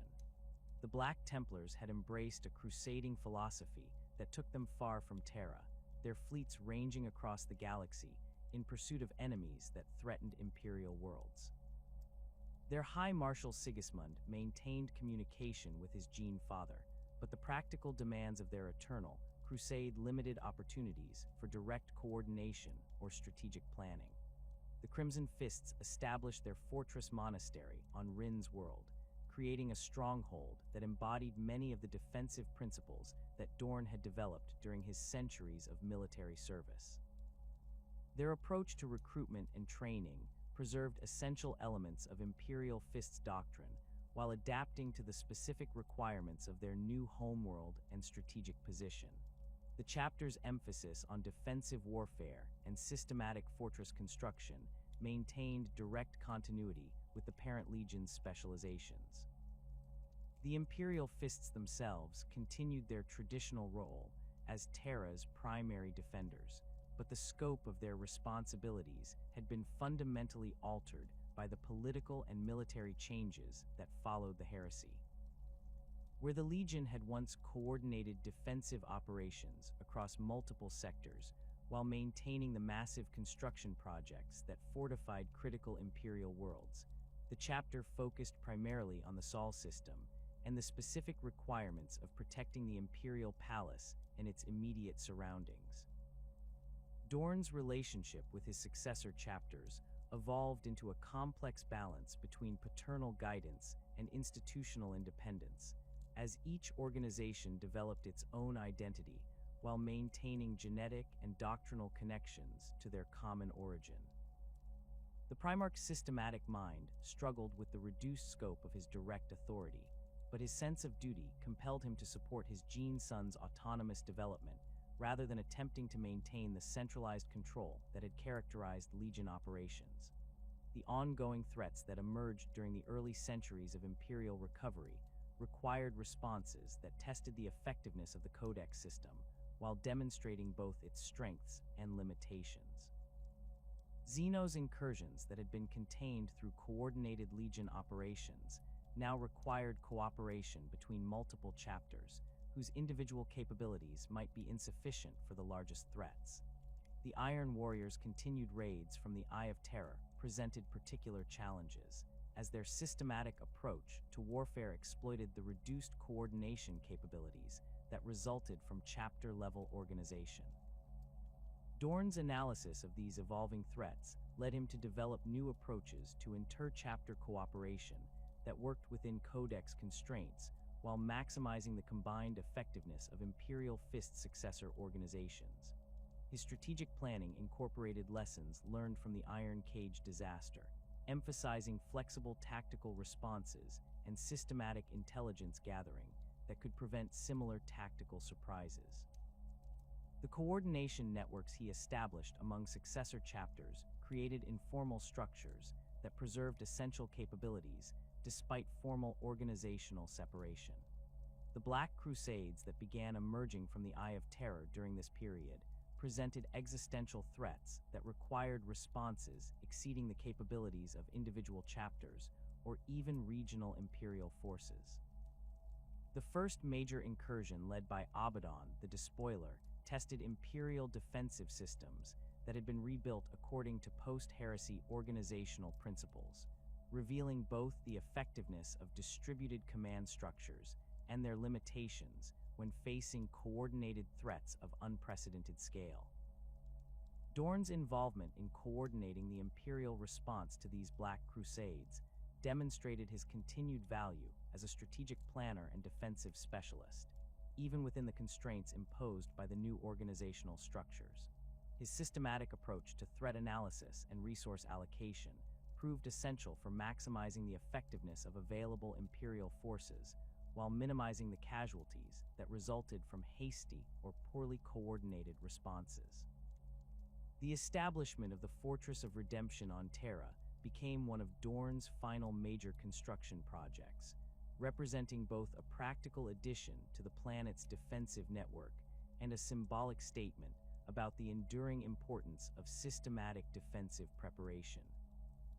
The fortress incorporated architectural elements that reflected lessons learned from every major siege operation of his career, creating a stronghold that could serve as a final redoubt if Terra's outer defenses were ever breached again. The fortress design integrated advanced technologies with traditional defensive principles, creating systems that could operate independently while contributing to the broader defensive network that protected the Imperial Palace and surrounding areas. The construction required coordination between Imperial Fists engineers and Mechanicum specialists, demonstrating the continued effectiveness of the cooperative relationships that had sustained Imperial military operations since the Great Crusade. Dorn's personal quarters within the Fortress of Redemption reflected his austere character and systematic approach to daily routine, with chambers that prioritized functionality over comfort while maintaining the dignity appropriate to his position within Imperial hierarchy. The fortress library contained copies of every significant military treatise and defensive manual that had been developed during his service, creating a repository of tactical knowledge that could be accessed by future generations of Imperial defenders. The training facilities established within the fortress became centers for advanced instruction in siege warfare and defensive architecture, with Imperial Fists veterans sharing their expertise with officers from other chapters and Imperial Guard regiments. The curriculum emphasized systematic analysis and methodical planning rather than individual heroics, reflecting Dorn's understanding that effective defense required coordinated effort rather than exceptional individual performance. During the 32nd millennium, reports began reaching Terra of massive enemy fleet movements in the galactic north, where Chaos forces were massing for what appeared to be another major offensive against Imperial territory. The intelligence suggested coordination between multiple traitor factions and the involvement of demon princes whose capabilities exceeded those of conventional enemy commanders. The threat assessment indicated that this incursion might surpass even the original Horus Heresy in its scope and destructive potential. Dorn's response to these reports reflected both his strategic expertise and his recognition of the personal responsibility that came with his unique position within Imperial hierarchy. Despite the constraints imposed by the Codex system and the political changes that had followed the heresy, he remained one of the few Imperial leaders with the experience and authority necessary to coordinate responses to threats of such magnitude. The Primarch's decision to personally lead a reconnaissance mission into the threatened sectors represented a departure from his traditional role as Terra's defender, but his analysis indicated that direct observation of enemy capabilities would be essential for developing effective countermeasures. The mission would require him to leave Terra for the first time in decades, abandoning his traditional position to gather intelligence that might prevent another catastrophic invasion of Imperial territory. The Imperial Fists strike force that accompanied Dorn on this mission included the chapter's most experienced veterans, along with specialized equipment that could gather detailed intelligence about enemy capabilities and tactical approaches. The force composition reflected his systematic approach to military planning, with each element selected for specific capabilities that contributed to the mission's overall objectives, while maintaining the flexibility necessary to adapt to unexpected circumstances. The departure from Terra occurred during a period when the planet's defenses were at their strongest, with multiple chapter elements available to maintain security while the Imperial Fists were operating in distant sectors. Dorn's preparations included detailed contingency plans that could be implemented if the reconnaissance mission encountered unexpected delays or complications, ensuring that Terra's defense would continue effectively regardless of the mission's outcome. The final confirmed sighting of Rogal Dorn occurred aboard the Imperial Fists battle barge Sword of Sacrilege, as his task force prepared to investigate reports of massive Chaos fleet concentrations near the Cadian Gate. Astropathic communications from the strike force indicated that they had successfully penetrated enemy-controlled space and were gathering intelligence about the threat's scope and composition. The messages described enemy formations that exceeded previous intelligence estimates, with demon engines and corrupted war machines that represented technologies unknown to Imperial forces. The sudden cessation of communications from Dorn's task force created immediate concern within Imperial command structures, as the loss of contact suggested either catastrophic damage to their astropathic capabilities or complete destruction of the reconnaissance force. Emergency protocols activated throughout the Sol system as Imperial authorities attempted to re-establish contact while preparing for the possibility that the mission had encountered overwhelming enemy resistance. Months passed without further communication from the missing task force, leading to the deployment of additional reconnaissance missions that attempted to trace their route and determine their fate. These follow-up operations discovered evidence of massive space battles in several systems along the strike force's projected path, with debris fields that included fragments bearing Imperial Fists heraldry mixed with unidentifiable wreckage that suggested encounters with unknown enemy technologies. The most significant discovery came from a derelict Imperial vessel found drifting in the outer reaches of a system that showed signs of recent large-scale combat. Within the ship's command center, search teams recovered what appeared to be a skeletal hand, bearing the distinctive scarring and augmetic modifications that matched detailed medical records of Rogal Dorn's physical characteristics. The appendage had been carefully preserved within a stasis field, suggesting deliberate placement rather than random battlefield debris. The authentication of the skeletal remains required extensive analysis by the most skilled apothecaries and tech adepts available to Imperial authorities, with genetic testing and comparison to archived biological samples confirming the identity of the recovered remains. The condition of the hand suggested that it had been severed in combat, though the circumstances that led to such an injury could only be speculated upon based on the limited evidence available from the discovery site. The recovery of Dorn's hand became a sacred relic for the Imperial Fists and their successor chapters, with the artifact housed within the most secure vaults of the Imperial Palace, while serving as a focal point for ceremonies and remembrances that honored the Primarch's sacrifice. The hand's preservation within specialized reliquaries allowed chapter members to maintain spiritual connection with their Gene Father, while acknowledging the reality of his apparent death in service to the Imperium. The impact of Dorn's disappearance extended far beyond the immediate grief experienced by his Gene sons, affecting Imperial defensive doctrine and strategic planning throughout the galaxy. His systematic approaches to fortification and siege warfare had become integral to Imperial military thinking, with his principles and methodologies forming the foundation for defensive installations on thousands of worlds. The loss of his direct guidance created gaps in institutional knowledge that could not be easily replaced through conventional training or theoretical study. The Imperial Fists chapter adapted to their Gene Father's absence by institutionalizing the systematic approaches he had developed, creating training protocols and operational procedures that preserved his methodologies while allowing for adaptation to changing tactical requirements. The chapter's fortress monasteries became centers for the study and development of defensive architecture, with each generation of Imperial Fists adding to the accumulated knowledge while maintaining the fundamental principles that Dorn had established. The successor chapters responded to their Primarch's disappearance according to their individual characteristics and operational requirements.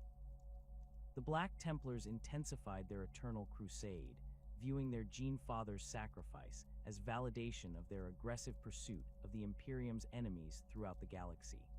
Their High Marshals declared that Dorn's spirit continued to guide their operations, with battlefield successes interpreted as evidence of his ongoing presence despite his physical absence. The Crimson Fists established memorial chambers within their fortress monastery that served as both shrines to their lost Primarch and repositories for the tactical knowledge he had developed throughout his career. The chapter's librarians worked to preserve every available record of Dorn's strategic thinking and defensive innovations, creating archives that could be accessed by future generations of Imperial defenders who might face similar challenges. The enduring influence of Dorn's architectural and defensive principles became evident throughout the expanding Imperium, as worlds incorporated his methodologies into their own fortification projects. The standardized fortress designs that he had developed during the Great Crusade provided templates that could be adapted to diverse planetary environments while maintaining the systematic approaches that had proven effective against the most sophisticated enemy siege techniques.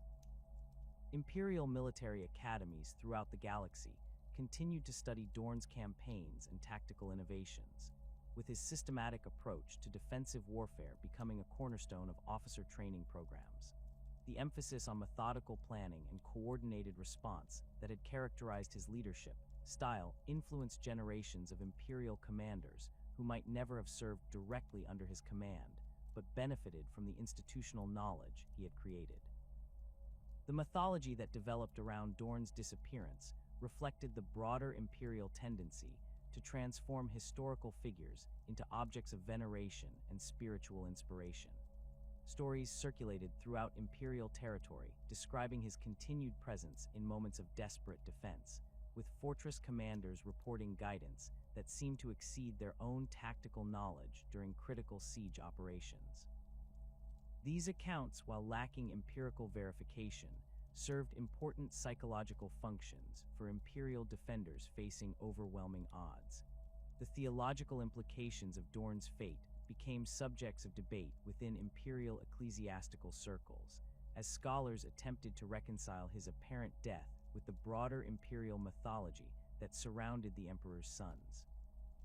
Some interpretations suggested that his sacrifice had achieved a form of spiritual transcendence that allowed continued influence over Imperial affairs, while others maintained that his example provided sufficient inspiration without requiring supernatural intervention. The practical legacy of Dorn's service to the Imperium remained evident in the countless fortifications, defensive networks, and strategic installations that bore the mark of his systematic approach to military architecture.